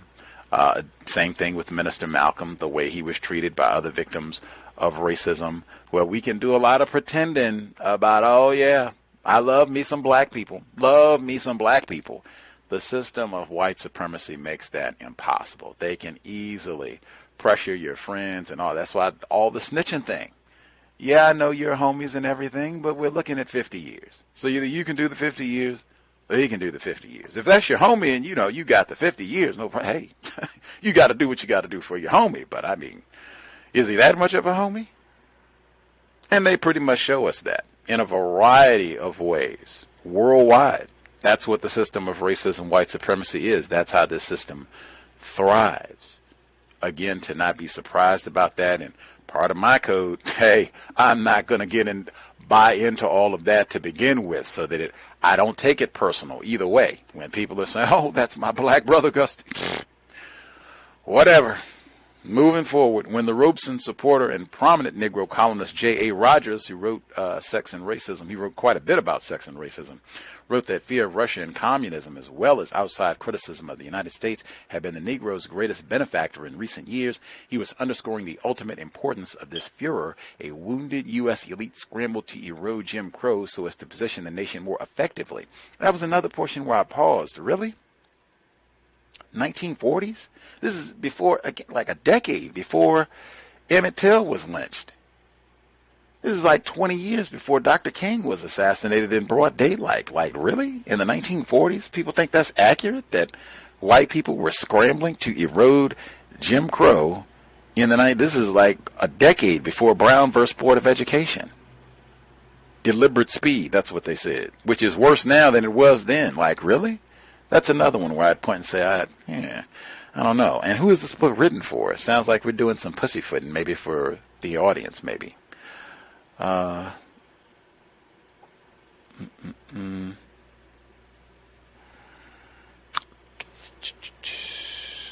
get in one more. While on tour in Britain in 1949, a burglar entered the room of Robeson's accompanist and systematically purloined items, leading to 3 sleepless nights and 3 frantic days.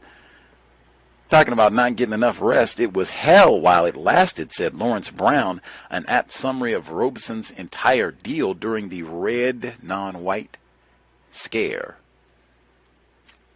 I don't think that was just I think that was probably COINTELPRO, J. Edgar Hoover, or another white supremacist enforcement agency, where that's what they do. We do a break-in. Maybe we forgot to put in the recording device today. Maybe we want to go in and do some snooping. Hey, we just want to add a little extra stress. We can go in and put in a recording device or do some extra snooping, get some DNA samples, whatever else. Boom, boom, boom, boom, boom. Laces, drink, whatever else we're going to do. Boom, boom, boom. We leave, and we leave it like that. So, oh, yeah, we broke in, nigga. Call the police. They'll be calling us. We get to come in and put in more recording devices and observe, record. Oh, they look stressed, frantic. Oh, lots of bags under his eyes. Said he hadn't slept in a day. Plan is working perfectly. We'll do this again next week. Who did the car job? Do that again. Make sure the wheel pop. Yeah, we'll do that one again too. Really cracking on him. Wear him down totally. Wear him down to a nub. We got him. That's the system of racism. They talked about doing the same thing with Dr. Huey P. Newton. That's what domination looks like. We can assign a whole team. We can have a whole department of white people who will just make it their job to totally destroy you. We could do it in a whole lot of ways. Lots of time. We also burn the midnight oil to dominate us. I'll stop there. Other folks, I did have I had a lot of other notes. But am I stopping right there? Victim. Yes, sir. We already talked about Peaksville. You have to watch that documentary to make sure you see the Peaksville documentary, because it's one thing to hear it, to see all of that is entirely different. And the police participation in these events. I think Mr. Demery Ford talked about that. That's huge as well. That's what I mean about all of this is probably coordinated. The J. Edgar Hoover individuals, they could have been a part of coordinating what happened in Peaksville. Like, we'll give you 30 minutes. Do what you want. How do you get a helicopter? That was fun. How do you get a helicopter in just to disrupt a concert? The nigger's about to sing, "Oh no, old man river today." All right, we'll lower it, hover in, and we'll hover in. Oh, okay, he's going to stop. We'll hover back. What about environmental racism? Isn't that pollution? Did I have anything else? I'll make sure I get in. The proud. I'll stop here. When the God bless Hitler, they said validating the widespread perception was the chilling chant of the mob. We're Hitler's boys. Isn't it the Proud Boys? Isn't that the folks that are with Trump? saying they're with white nationalism, Sir. so-called. It's the Proud Boys. They're using almost the exact same vernacular. I think Dr. Welsing would have something to say about that. It's not Hitler's men. It's not proud men. It's proud boys. Saying that there's something inferior, something not quite there about your manhood, which is, I won't even get to that. I'll stop there. Anybody, other folks have commentary they want to make sure they get in? Yes, sir. If I can I be heard? Yes, sir. Oh, yes. Back to the quote unquote law enforcement assisting into disruption. As we can recall, that's another constant strategy. I would say probably about 15 to 20 years later, the same strategy was used with the Freedom Riders, the quote-unquote Freedom Riders, whereas the law enforcement would let the Klan know, okay, we're going to the bus is going, the Greyhound bus is going to show up at a certain time. In this case, it was the concert. The concert is going to be here. We're going to give you about an hour to disrupt and do whatever you need to do. I'm so sorry for interrupting you.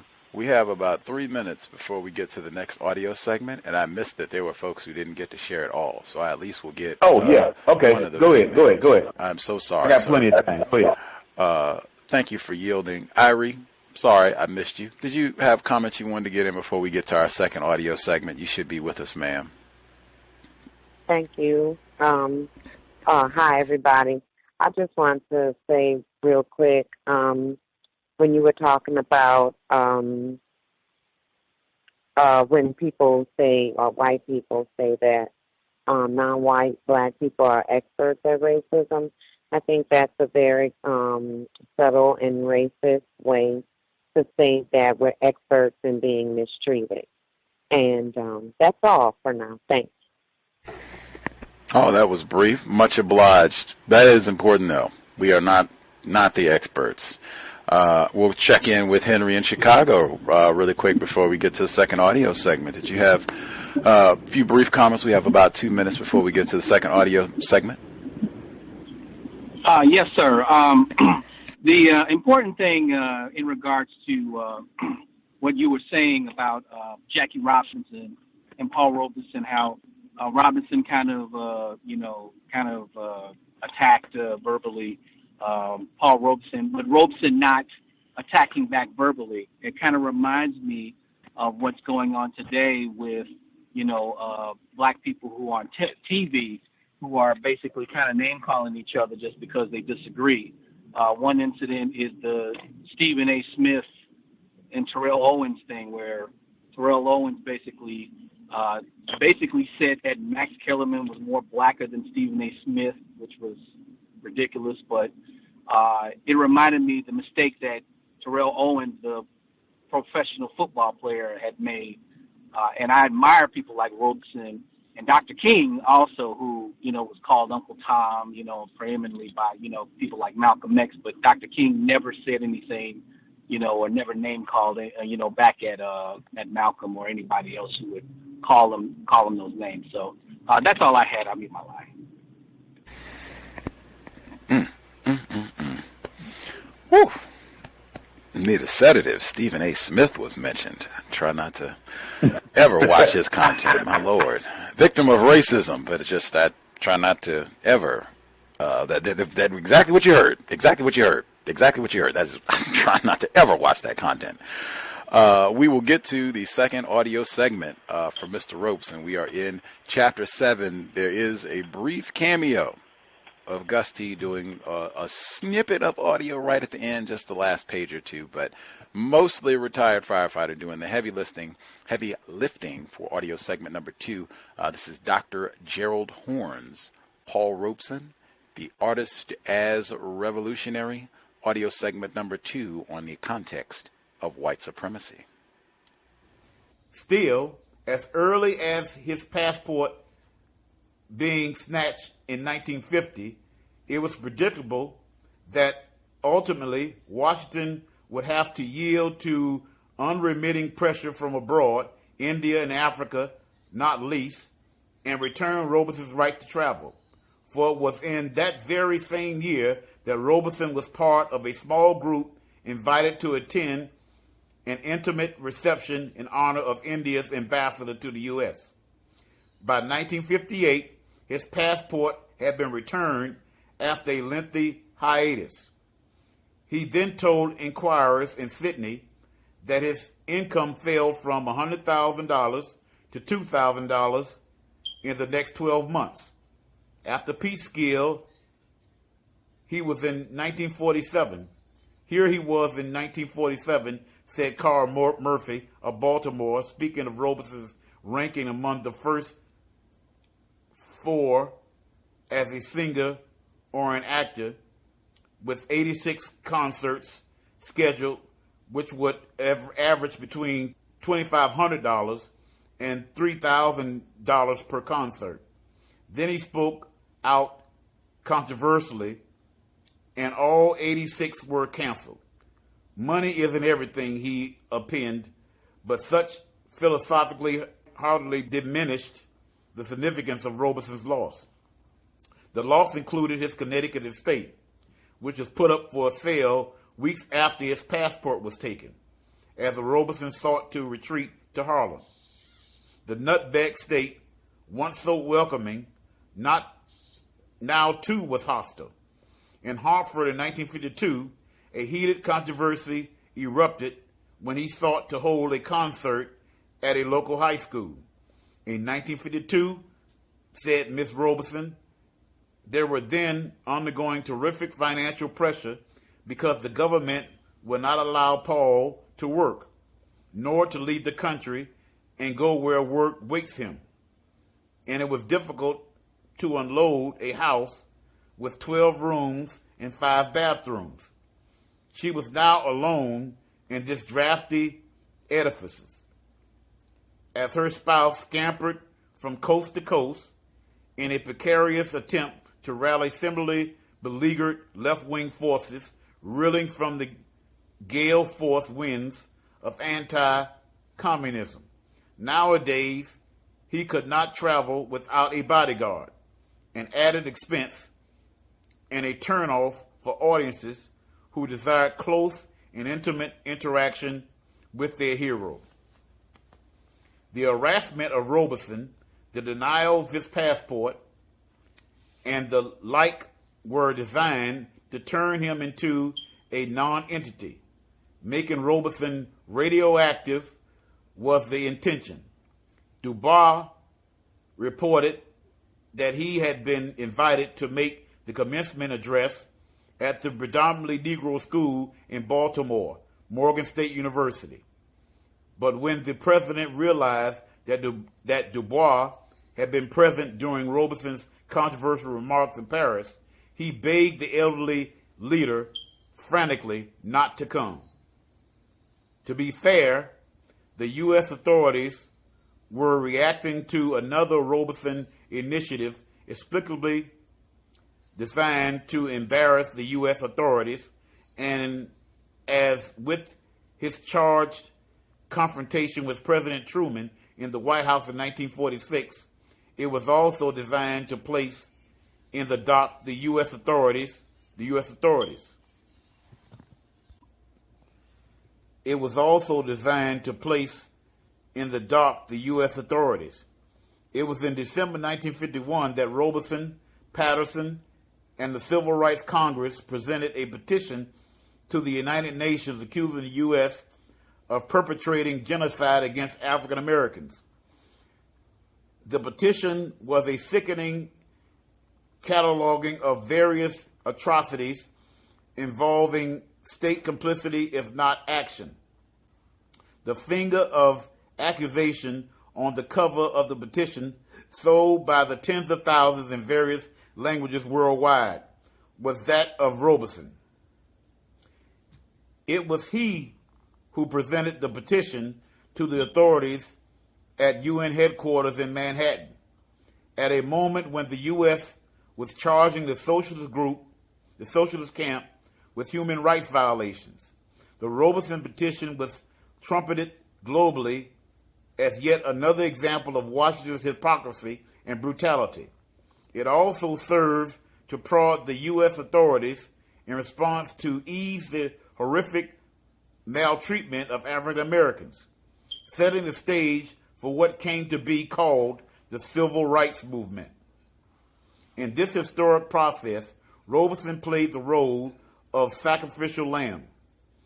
His income and career and health were to erode as the people he sacrificed for saw their fortunes improve, as the bonds of Jim Crow slowly loosened, most notably in the realm of colleges and universities. For it was certain that enterprises and entities on the west bank of the Atlantic were not inclined to ignore what was called, ironically, the Black List, which claimed Robeson as an early and hard-hit victim. A Negro journalist complained at the time that as a whole, people in show business have less backbone than any other group of people in the world, and their mistreatment of Robeson did little to discourage this perception. Still, this writer easily could have turned the microscope on his own industry, for the flagship publication of the rising Negro millionaire John H. Johnson's Ebony opened its pages to brutal attacks on Robeson, including an abrasive rebuke by his erstwhile friend Walter White. The National Association for the Advancement of Colored People, NAACP, leader admitted that Robeson scared some American whites into a panic from which they have not yet fully recovered, bringing concessions for Negroes as a whole, but Robeson's words also led to an anxious scrutiny by whites of their Negro neighbors, which could easily turn to violence. For Robeson's turn to revolutionary socialism, White blamed William Patterson. Similarly, the NAACP journal scorned Robeson too, repeatedly. He was the lost shepherd, it was claimed.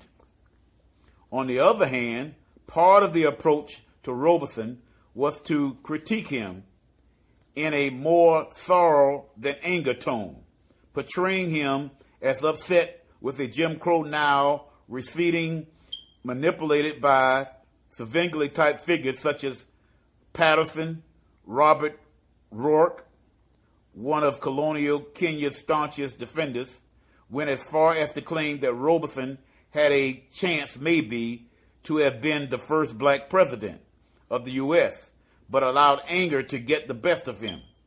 Peter Blackman, a Robeson partisan in London, was unconvinced by Rourke's analysis. If there are Negroes in America stupid enough to join in the witch hunt against Paul Robeson, he chided, they deserve all the daughters of the revolution can persuade the Ku Klux Klan to give them. Miss Robeson, now a journalist of some note herself, took up the cogwheels in defense of her hard-pressed husband. Yes, her spouse was stubborn, reluctant to back down in the face of an offense, and yes, he lived in England for 12 years and lived very well indeed, as Robeson achieved fabulous success. Yes, he lived in many different sections of London, in Chelsea, Regent's Park, St. John's Wood, Hampstead, Adelphia, and Highgate, but contrary to White, never in Mayfair. Part of White's charge was that an affluent Robeson lost touch with the Negro masses, particularly during his years abroad. So yes, they conferred with esteemed figures like Gandhi and Nehru, but why should that be held against them? This was one of many kerfuffles ensnaring Robeson during this conflicted era. He had become the personal pivot point on which progress for Negroes was set to turn. Dethrone his preeminence, Negroes were told, and an endless bounty loomed. Choose not to, and the height of lynching would seem nostalgically like the good old days. Peekskill seemed to mark an escalation of assaults on Negroes, generally as if they were being softened up to accept the marginalizing of Robeson while accepting in return anti-Jim Crow concessions, allowing for increased appointments to high-level government posts.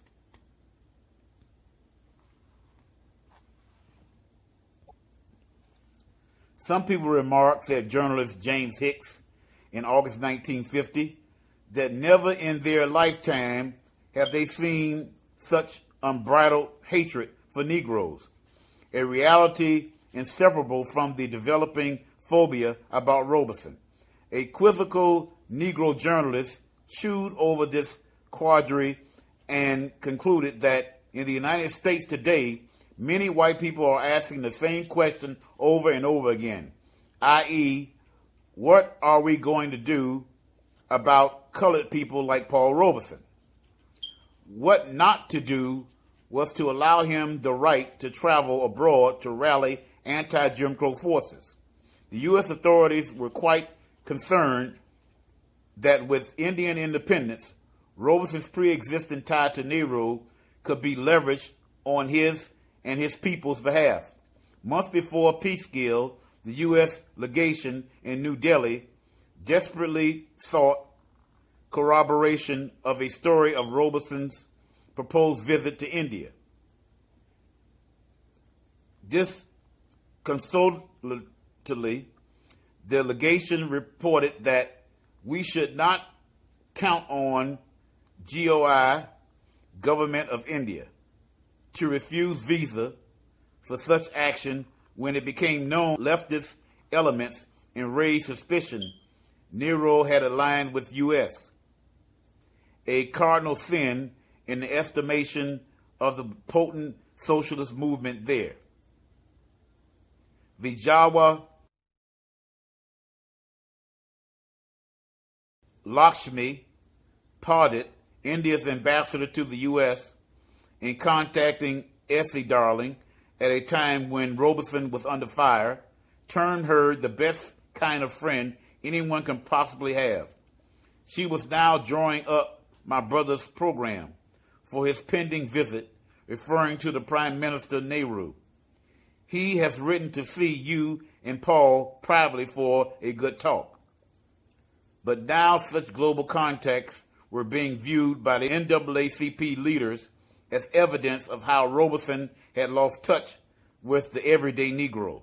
In short, Robeson could have made up for the shortfall in his income by touring abroad, independent India, for example, for the near lynching in Peekskill only served to heighten his popularity abroad, as many wondered why the mighty superpower was so concerned about. Invitations to visit poured in from Prague, Copenhagen, Paris, and Scottish miners, according to Robeson's newly organized periodical, Freedom. The leading concert agency in Tel Aviv requested a series of 10 concerts at an unprecedented fee, and were joined in enthusiasm by peers in Bombay and Calcutta. Those described as Japanese progressives joined the clamor. We would like to see Paul back in Norway again, was the cry from Oslo. Circumventing the passport ban, 2 million young people from scores of nations, as was to become the pattern elsewhere when his passport was taken, lined up in Berlin to hear Robeson's voice over loudspeakers via telephone lines as he sang in various languages. This had become a trend. Earlier in the fall of 1950, at a well-attended peace congress in Warsaw, Robeson's booming voice was heard in a recording singing 2 songs. Said one member of the audience, the hall rang with the deep and vibrant voice of this dauntless soldier of peace, as delegates were deeply stirred, expressed with a burst of thunderous applause. Among the partisans of peace, who were Robeson supporters at this time were Pablo Neruda of Chile, Sekou Touré, the founding father of Guinea-Conakry, Pablo Picasso, Jorge Armando of Brazil, the widow of Sun Yat-sen, the Chinese nationalist leader, and the preeminent Britons, Ivor Montagu, J.D. Bernal, and D.N. Pritt. Robeson's disembodied voice became a staple at revolutionary and socialist meetings globally, providing an implicit, eerie condemnation of the misdeeds of U.S. imperialism. Robeson's aide, Louis Burnham, was involved in preparing a series of messages and songs from the artist, which may be sent to peace meetings in the various countries of Europe, Asia, and Africa. Robeson's embodied voice was heard in Canada, as when he arrived in the Pacific Northwest in 1953 to sing to 40,000 across the border in British Columbia. Reputedly, this concert broke all records for public gatherings in the region. Robeson had been stopped from entering this northern neighbor of the U.S., though U.S. nationals did not need a passport to do so. Yet a special order barring him was implemented, which could have meant 5 years imprisonment and a hefty fine if he had chosen to violate this edict. Later, Robeson's son argued that American personnel at the Canadian border had been ordered to use force to prevent my father from leaving the United States. He was locked in, not out. Emphasis original. In London, where his popularity remained steady, the Workers' Music Association lamented in 1951 that although they still get constant inquiries from all parts of the country, many from an ever-growing body of people anxious to secure recordings of Robeson's handiwork, including Joe Hill and Scandalize My Name, the group felt very keenly the loss of the movement here, a loss which was aided immeasurably by the marginalizing in the U.S. of a titanic figure like Robeson. It is difficult for an absent artist to maintain popularity, even a Robeson in London. There is a considerable demand for records of Paul Robeson in London, said one recording company. The demand and popularity of Paul Robeson remained high even in 1953. Yet, given the emerging reality of an indebted London battered by war becoming more dependent upon Washington, there remained difficulties that our authorities put in our way should we wish to purchase the records themselves from you, foiling Robeson's own effort to distribute his work. London felt constrained to take such strict measures because of his continuing popularity in Britain, which complicated relations with the U.S. ally. I get letters daily, said Robeson in October 1951, especially from England, asking wondrously, "Is it true, Paul, that you can't sing, that there is danger when you sing, that you can't play in the theater, that you can't be on radio and television?" Robeson affirmed this blackout, then contrasted it by asserting, "You would be interested to know that in every section of English opinion, in the theater, in music, in every field, they have begun, as in the case of the Scottish miners, to say this government, we want him over here to play Othello again." Robeson concluded in his 20th century version of Workers of the World Unite, "We must see the necessity of unity between all sections of labor in this land and throughout the world. Internationalization aside, the fountainhead of Robeson's support remained Britain, a reality that became evident when, in 1951, students at the University of Aberdeen nominated him for the post of Scottish Lord Rectorship. In September of that year, William Pearson, General Secretary of the National Union of Mine Workers in Scotland, told Robeson candidly, "My organization is very perturbed at the fact that you are not allowed to leave America and come to this country."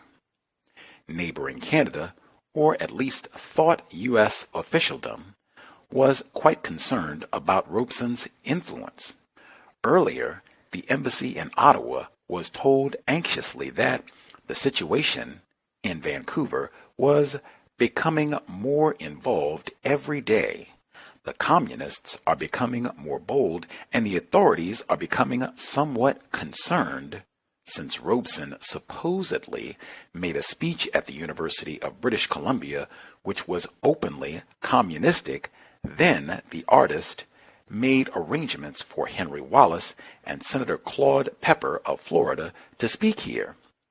The legation was in daily contact with the RCMP, police, and military authorities, but was worried nonetheless. Robeson did find the time to appeal for freedom of the celebrated Turkish poet Nazım Hikmet, persecuted for refusing to remain silent about earlier massacres of Armenians and Kurds.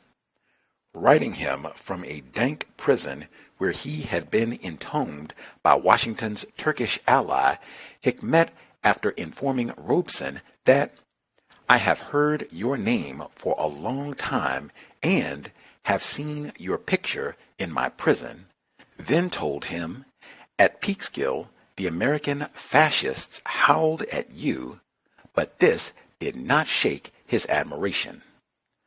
I love you, my brother," he said, adding, calling him Eagle Singer, Negro brother. He told Robeson, "They are scared. Our songs scare them," which was a response to Robeson's impassioned appeal.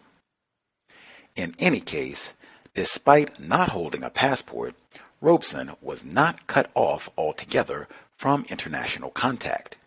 He was a regular presence at the embassies and legations of the Soviet Union and Czechoslovakia in Washington and United Nations missions of these nations and those of Poland, Hungary, and like-minded nations. It was in November 1951 that Robeson was to be found at the Soviet legation in Washington with 800 other guests, including Iranian Prime Minister Mohammad Mossadegh, soon to be overthrown in a joint UK-US enterprise marking the anniversary of the Bolshevik Revolution. Blocked from traveling abroad, Robeson turned with renewed commitment to events at home, starting a newspaper based in Harlem. By 1949, there were 183 Negro-owned newspapers in the U.S. and 98 magazines of various types. The Pittsburgh Courier, a newspaper with an impressive circulation of 282,000, was suggestive of the reach of these organs. Robeson's freedom never reached this realm, but it distinguished itself by offering more coverage of trade unions than its peers, though when newsstands refused to sell it, its abortive destiny was guaranteed. He continued to lead the now besieged Council on African Affairs, whose mandate to undermine colonialism was vitiated by the reigning U.S. idea that anti-colonialism was merely shorthand for communism. From Mombasa, Kenya, the U.S. legation reported in early 1950 of an alleged liaison between East African and American communists i.e., one N.V. Charles, an intelligent and well-educated Negro, presently there has been receiving from American Negroes small quantities of communist propaganda. Mr. Charles was in contact with Paul Robeson Jr., and his father was an American Negro missionary in Uganda. But what really seemed to irk the U.S. delegate was Charles being extremely resentful of the inferior role assigned to members of the Negro race in Kenya. Yet the U.S. authorities had a real problem in seeking to maintain Jim Crow at home while isolating Robeson from his constituency in Africa. This difficult reality emerged awkwardly when a diplomat from one of the few independent African nations, Ethiopia, was ousted from his seat at Washington's Constitution Hall because of Jim Crow. The Ethiopian leader, Ras Imru, warned correctly that this insult was prone to create serious implications, especially so because the offense occurred in a public place and in the presence of the President of the United States. Speaking in his capacity as chair of the Council on African Affairs, Robeson swiftly expressed his indignation and protest at this outrage. This was no accidental mistake when this eminent dignitary was requested to move to another section reserved for his race, nor, charged Robeson accusingly, was this emissary the only foreign diplomat to fall victim to the insult of color prejudice while a guest in the U.S.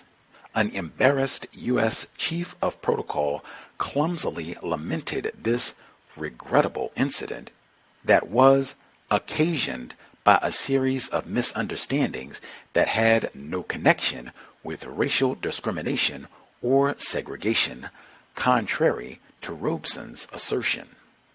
The response from Ethiopia found this rationalization unacceptable. Sheepishly, the U.S. legation in Moscow reported that this incident created a stir there, doubtlessly confirming the pre-existing belief that Jim Crow was the U.S. Achilles heel. A similar report was filed from Bombay, Mumbai, observing that periodicals there carried this news, given the hypersensitivity of the Indian people to the color question. Attached to this report was a news story discussing how Robeson's Progressive Party was forcefully mounting a challenge to the color bar in parks in Louisville. Also attached was yet another article questioning how a Negro baiter like Herman Talmadge could become a governor in Georgia. By this point, Robeson had taken an active leadership role in the left-leaning PP, which was mounting a vigorous challenge to the two major political parties. In India, said the U.S. delegate dejectedly, this incident was carried in every Calcutta newspaper. The U.S. response was equally swift.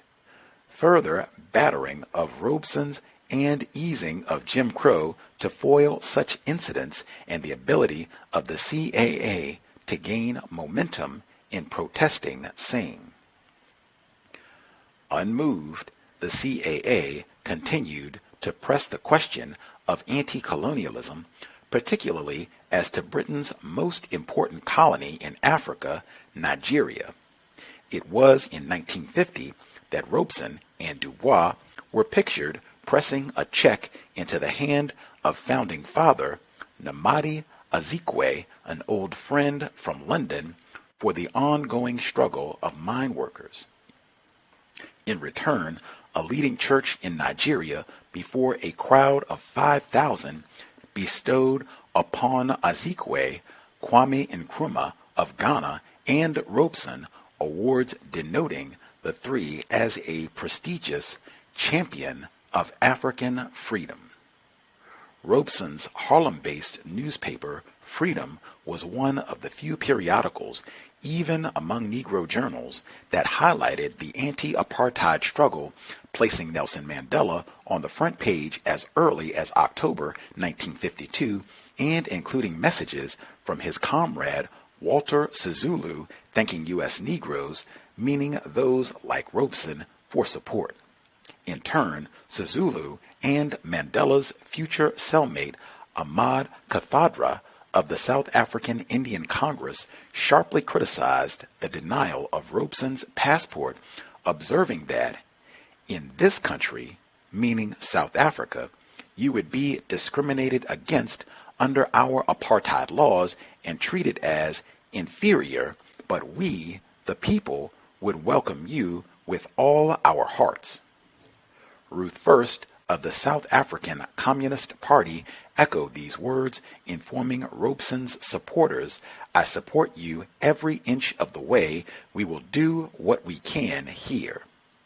That Robeson's star was not altogether diminished, at least not in Harlem, was revealed when a few weeks later he spoke to a rally of 5,000 at 126th Street and Lenox Avenue. The issue bringing so many together was South African apartheid. Picketers also descended upon the nation's consulate, while at the same moment 15,000 marched in Johannesburg to the tune of Robeson singing. There, Mandela, Sisulu, Moses Katane, and other stalwarts gathered.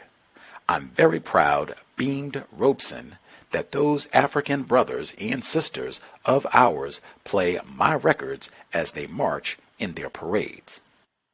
At a time when he was a persecuted man in colonial Kenya, Robeson proudly told Negro Unionists meeting in Cleveland of his own special relationship with Jomo Kenyatta, with whom I sat many times in London. Robeson compared the Kenyan patriot to his comrades Davis and Patterson, while observing that we Americans of African descent are especially interested in what our government is doing in Asia and Africa because Asians and Africans are colored peoples like ourselves. In urging backing for jailed leaders and freedom struggles in Kenya and South Africa, Robeson asserted, we colored Americans will especially want to support our African brothers and sisters, thereby prefiguring a renewed Pan-Africanism in the 1960s. This put official London in a bind which generally opted to stand with its ally in Washington more so than the popular idol that was Robeson in Harlem.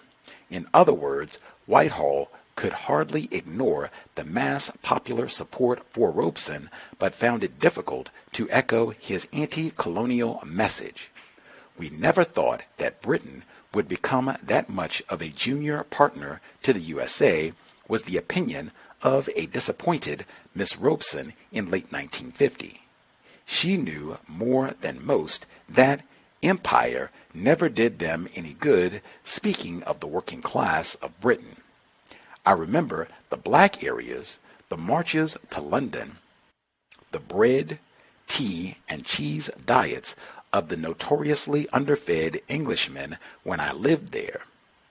It was appalling. What good did it do for the miners? She asked rhetorically, speaking of colonialism. She did not quite grasp, however, that Britain, battered from pillar to post during the war, was in the process of an anguished retreat from colonialism as Uncle Sam patted John Bull on the back with one hand and picked his pocket of colonies with the other.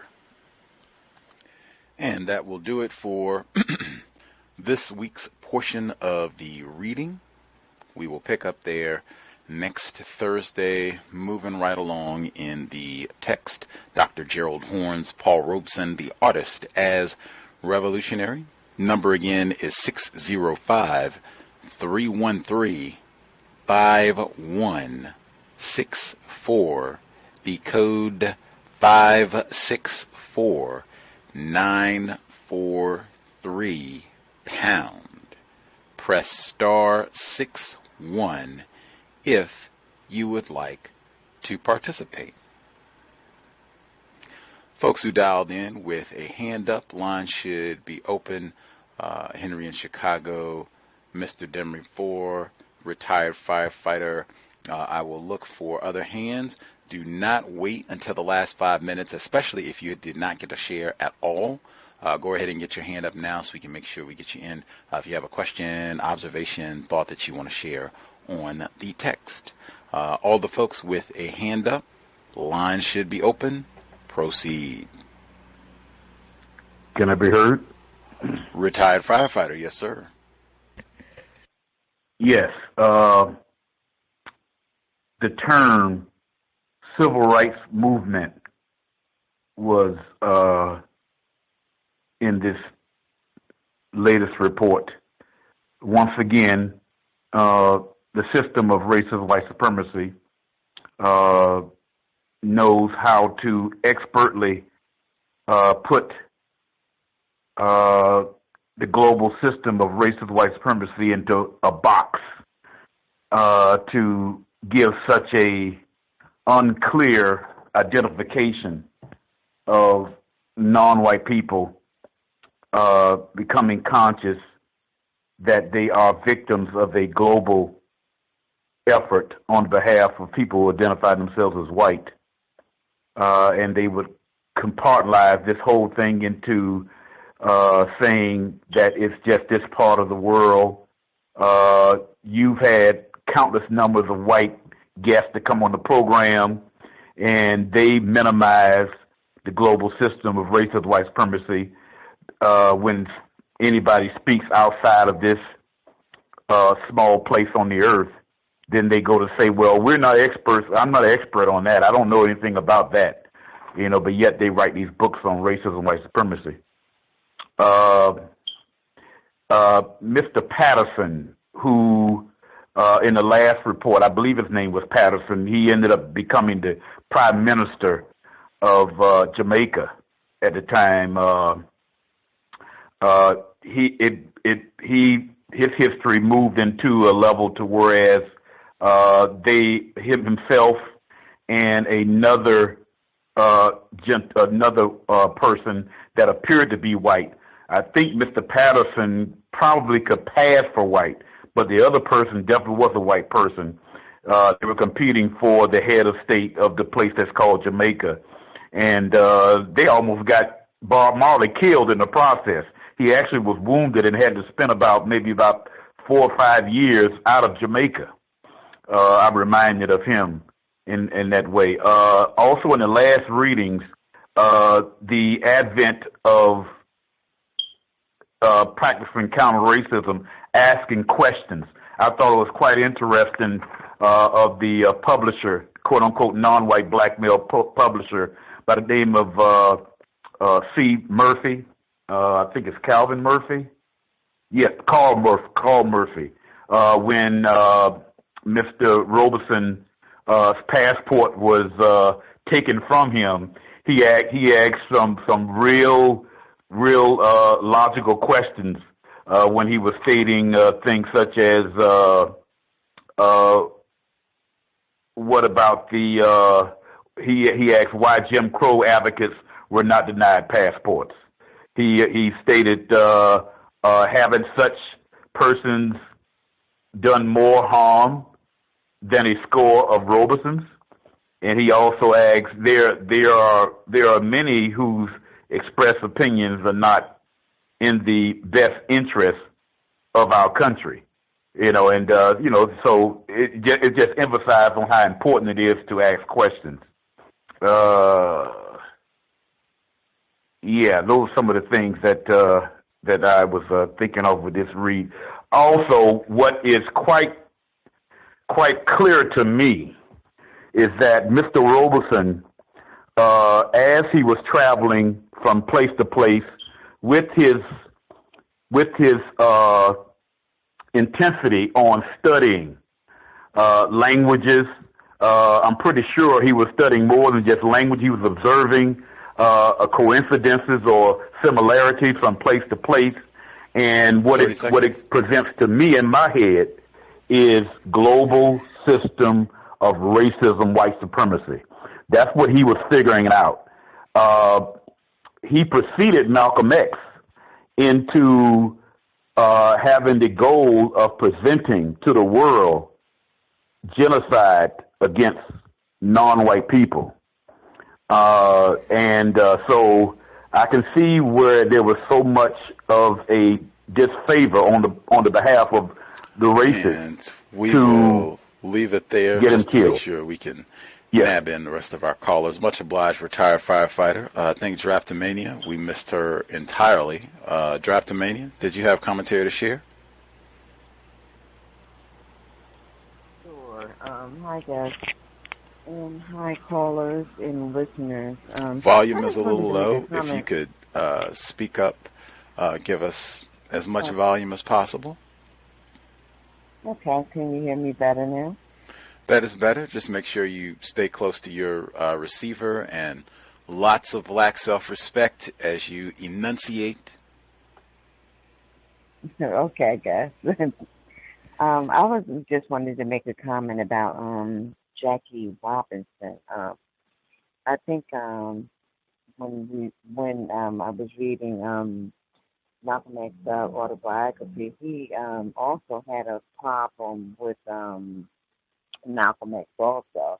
So it just seems that the white supremacists, in my opinion, that the white supremacists used Jackie Robinson to attack a lot of prominent leaders, and I just think that it would be most constructive if, even if we don't agree with each other, we should not go on a public platform to go out and badger and badmouth each other, because all we're doing is just doing the white supremacist bidding when we do things like that. And that's all I wanted to share. Thank you. Much obliged, Draftomania. I think it's also good to have a code about how to respond to that sort of thing, because it seems pretty likely that racists will probably continue to be able to find victims of white supremacy to get them to say something bad about another victim. So having a code to neutralize that sort of thing so it doesn't get out of hand. Other folks, if you have comments, observations, questions, feel free. Yes, I'm here. Mr. Demry 4. Okay, yes, something that I didn't mention before. I did a little research. One of the high society couples that Mr. and Mrs. Robeson was socializing with in Great Britain was the Mountbatten, Lord and Lady Mountbatten. They were high society and akin to the royal families over there. And this Lady Mountbatten was carrying on an affair with a cabaret singer named Hutchinson, and it got to be a scandal over there. And in the newspapers, it came out that it was Paul Robeson that she was having the affair with, but it happened to be another singer at that time. But two black men, eventually names were scandalized behind this lady of royal background, and she continued to carry on with what she was doing, and was later on even revered.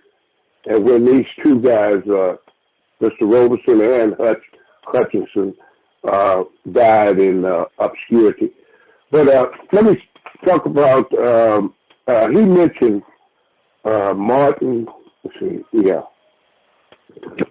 I believe it was, Martinsville 7, around 1952. some black men was accused of raping a white woman, and all 7 of them received the death penalty. Then shortly after that, 1952, a white man,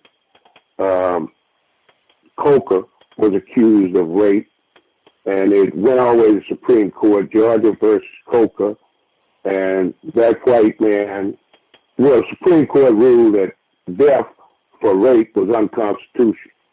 Now, if you think about all of the black men that were murdered, lynched, and killed, and even the ones that was caught were put to death before that, and then it took a white man being accused of rape before they could find this unconstitutional. And that's all that it meant, even after that it was unconstitutional for white men, because black men continued to be raped and put to death for accusations and charges that white women have made.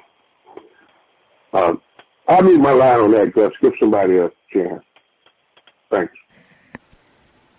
Raping Negroes. That's repeatedly. I'm just reminding folks that when we were talking about what was going to be the next book, I mentioned this. Do we have to read a book where somewhere it's got to be raping black males? I asked, and I went through, and I think every selection that was proposed, that was the case. Black male rapists, all of them. And I said, even in this one, Scottsboro boy, over and over and over, Othello, it just keeps coming up. It keeps coming up. It keeps coming. Why is that? Fiction or nonfiction? Raping black males, raping black males, raping black males. Any other folks that we missed have commentary that they wanted to share?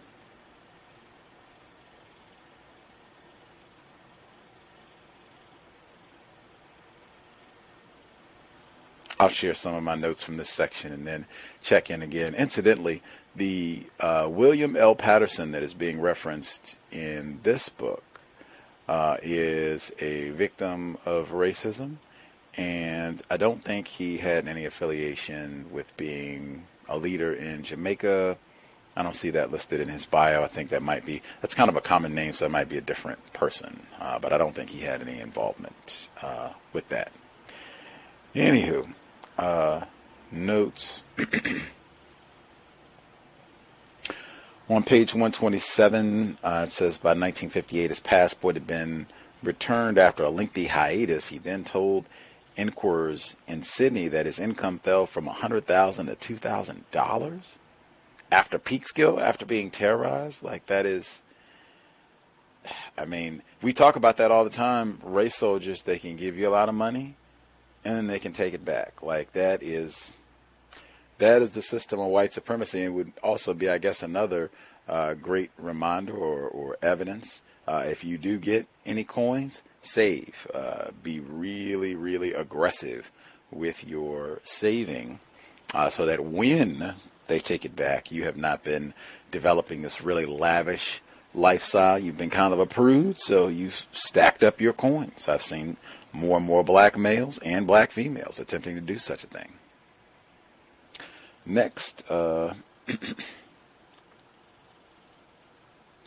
with 86 concerts scheduled, which would average between $2,500 and $3,000 per concert, then he spoke out controversially, and all 86 were canceled. Money isn't everything. Man, again, I remember Dr. Trav was on the program. He said valuing time and energy more than money and things. Like, wow, that is black self-respect to put that. And I mean, who would sacrifice that? Like, wow.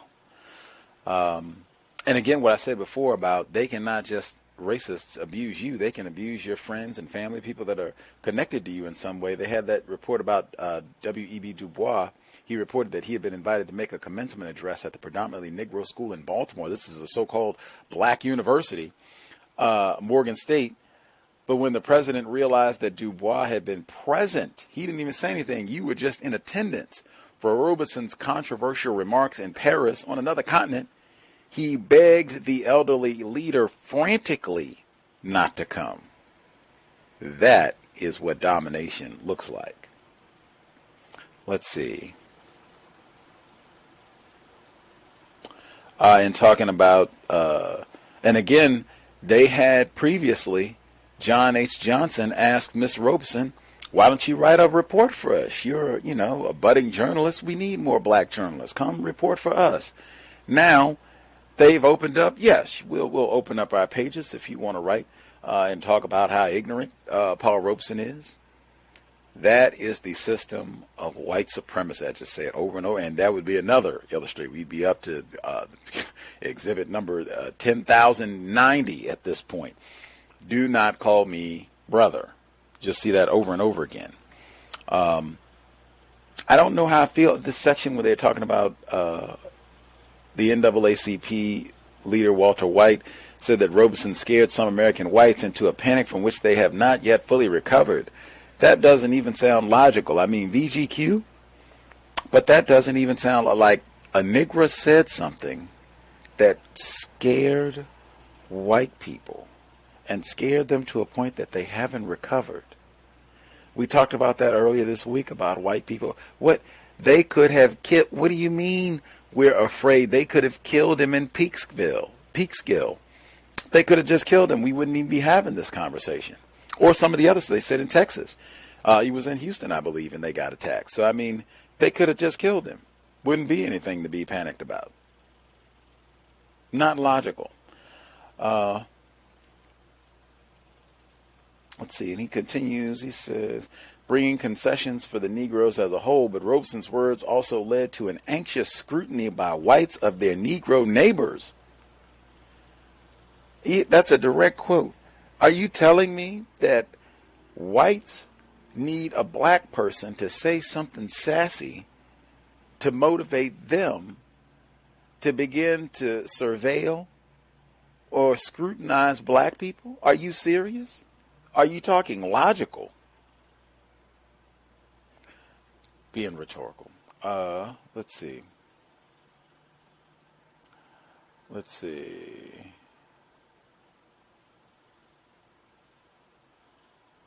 Then they had Robert Ruark, one of colonial Kenya's staunchest defenders, went as far to claim that Robeson had a chance to maybe have been the first black president of the U.S., but allowed anger to get the best of him. One thing we cannot stand is an angry Negro, especially in this time period.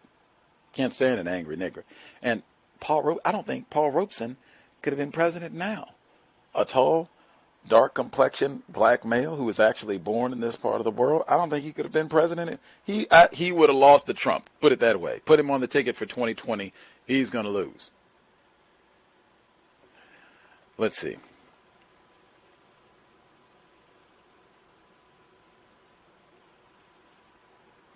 Peekskill seemed to mark an escalation of assaults on the Negroes, generally as if they were being softened up to accept the marginalization of Robeson while accepting in return anti-Jim Crow concessions.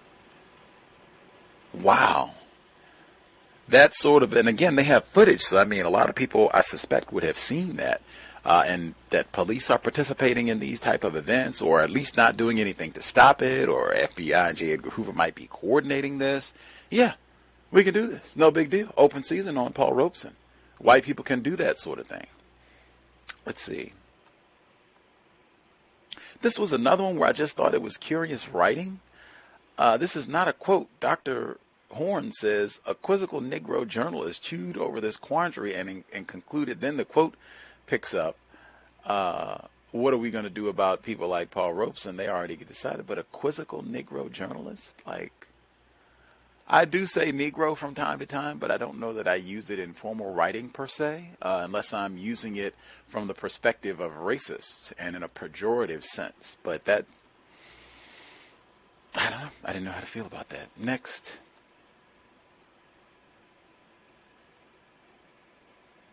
I thought it was a case of white validation when during his period of being persecuted, he can't travel, he can't work, he's struggling. He says that in every field they have begun, as in the case of Scottish miners, to say to this government, we want him over here to play Othello again. I just thought, wow, I mean, you're going through all this and it's not, we want his passport back. We want him to be able to be gainfully employed anywhere where he can be hired and you know, be compensated. It's, we want him to come over here and be a Negro crazed by a white woman. Come in and do that performance and come entertain us as a crazed Negro, again, who dies, I believe, in Othello. It's been a while since I've read it. But, like, why would that be a priority? Why would that be something that you can feel good about under those circumstances, rhetorically? Let's see. Power of Negro journalists. They talk about the growing number of newspapers and magazines. Let's see. They said N.V. Charles was an intelligent and well-educated Negro, potential communist. Let's see. He mentioned how could Herman Talmadge become governor in Georgia. We just talked about him a couple days ago when we talked about the Moores Ford Bridge lynching, where Laura Wexler, white woman who wrote about that incident, said that he was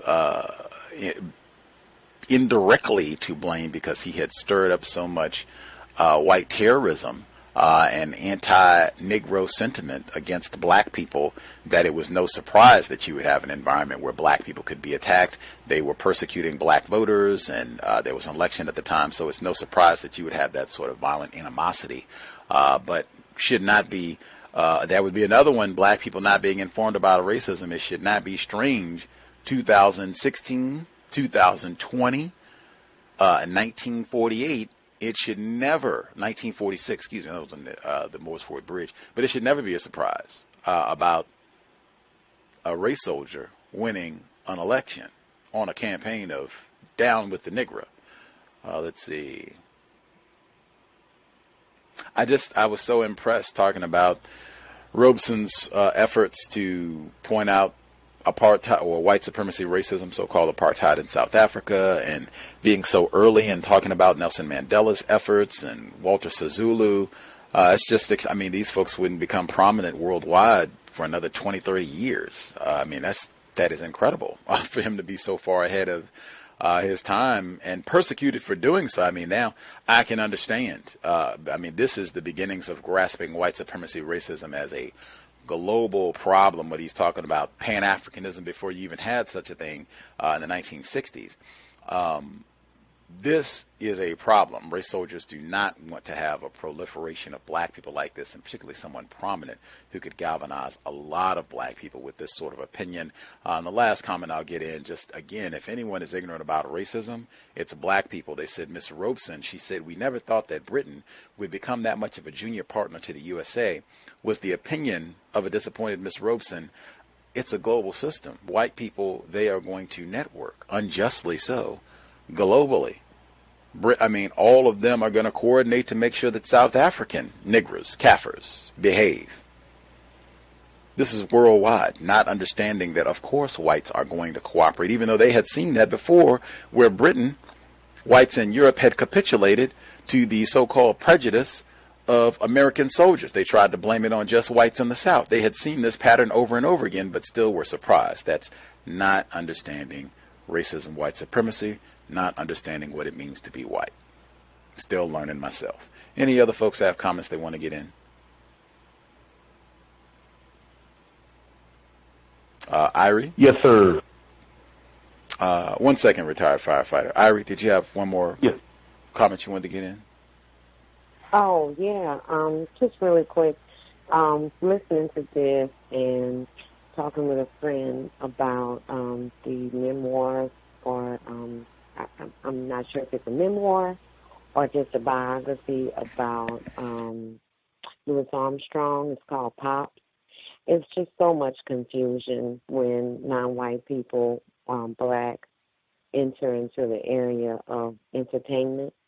I think that Mr. Robeson was allowed in an effort to further confuse non-white black people into what the model black male or black person is, and they did not think about this man having black self-respect and being as vocal as he became over time, and they punished him summarily, whereas Louis Armstrong, from what my friend was telling me he read in the book, is going, he's antipodal he's very self-criticizing, meaning criticizing to other black people for a variety of reasons. I have to read it myself, but it's my opinion that, this is just further evidence how we should not be in the people activity area of entertainment until the problem's solved. And I really do feel bad for him. I think this is why we're seeing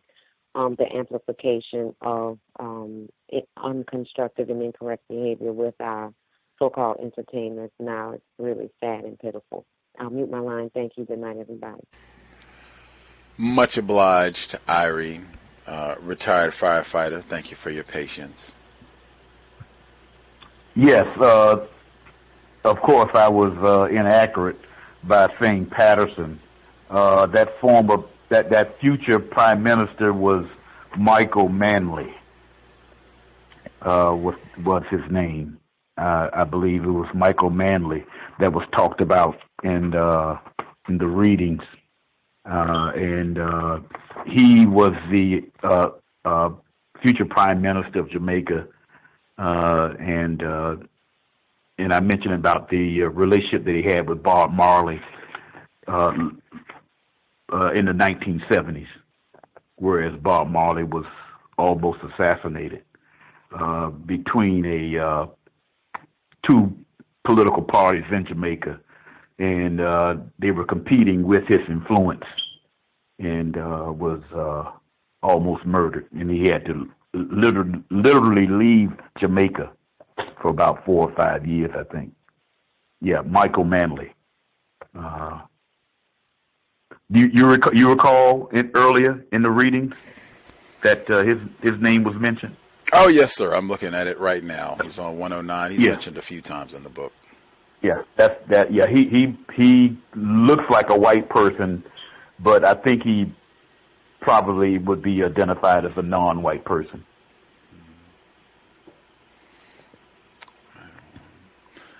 Much obliged, retired firefighter. Appreciate the additional information. Mr. Manley, I'll check out his image once we get off the air, see what he looks like. But we have done our 3-hour study for this week, as we are almost at the end. We should have, I don't know, 2, maybe 3, I'm not sure. But we'll definitely be here next week regardless. Same time, 8 p.m. Eastern, 5 p.m. Pacific. We'll be here tomorrow, neutralizing workplace racism, and Saturday, the compensatory call-in, 8 p.m. tomorrow and 9 p.m. on Saturday. If you have thoughts, other questions that you'd like to submit for the reading, you can email untiljustice@gmail.com, and I will share them as we roll. Make sure you watch the documentary Here I Stand. It is outstanding, and maybe get your hands on the autobiography by the same title, Here I Stand, might be worth a read as well. With that, it is vegan cornbread time. Yum, yum. We'll be here tomorrow. Much obliged for everyone's participation. I hope it was worthy of your Thursday evening. Sobriety would be best under conditions of white supremacy.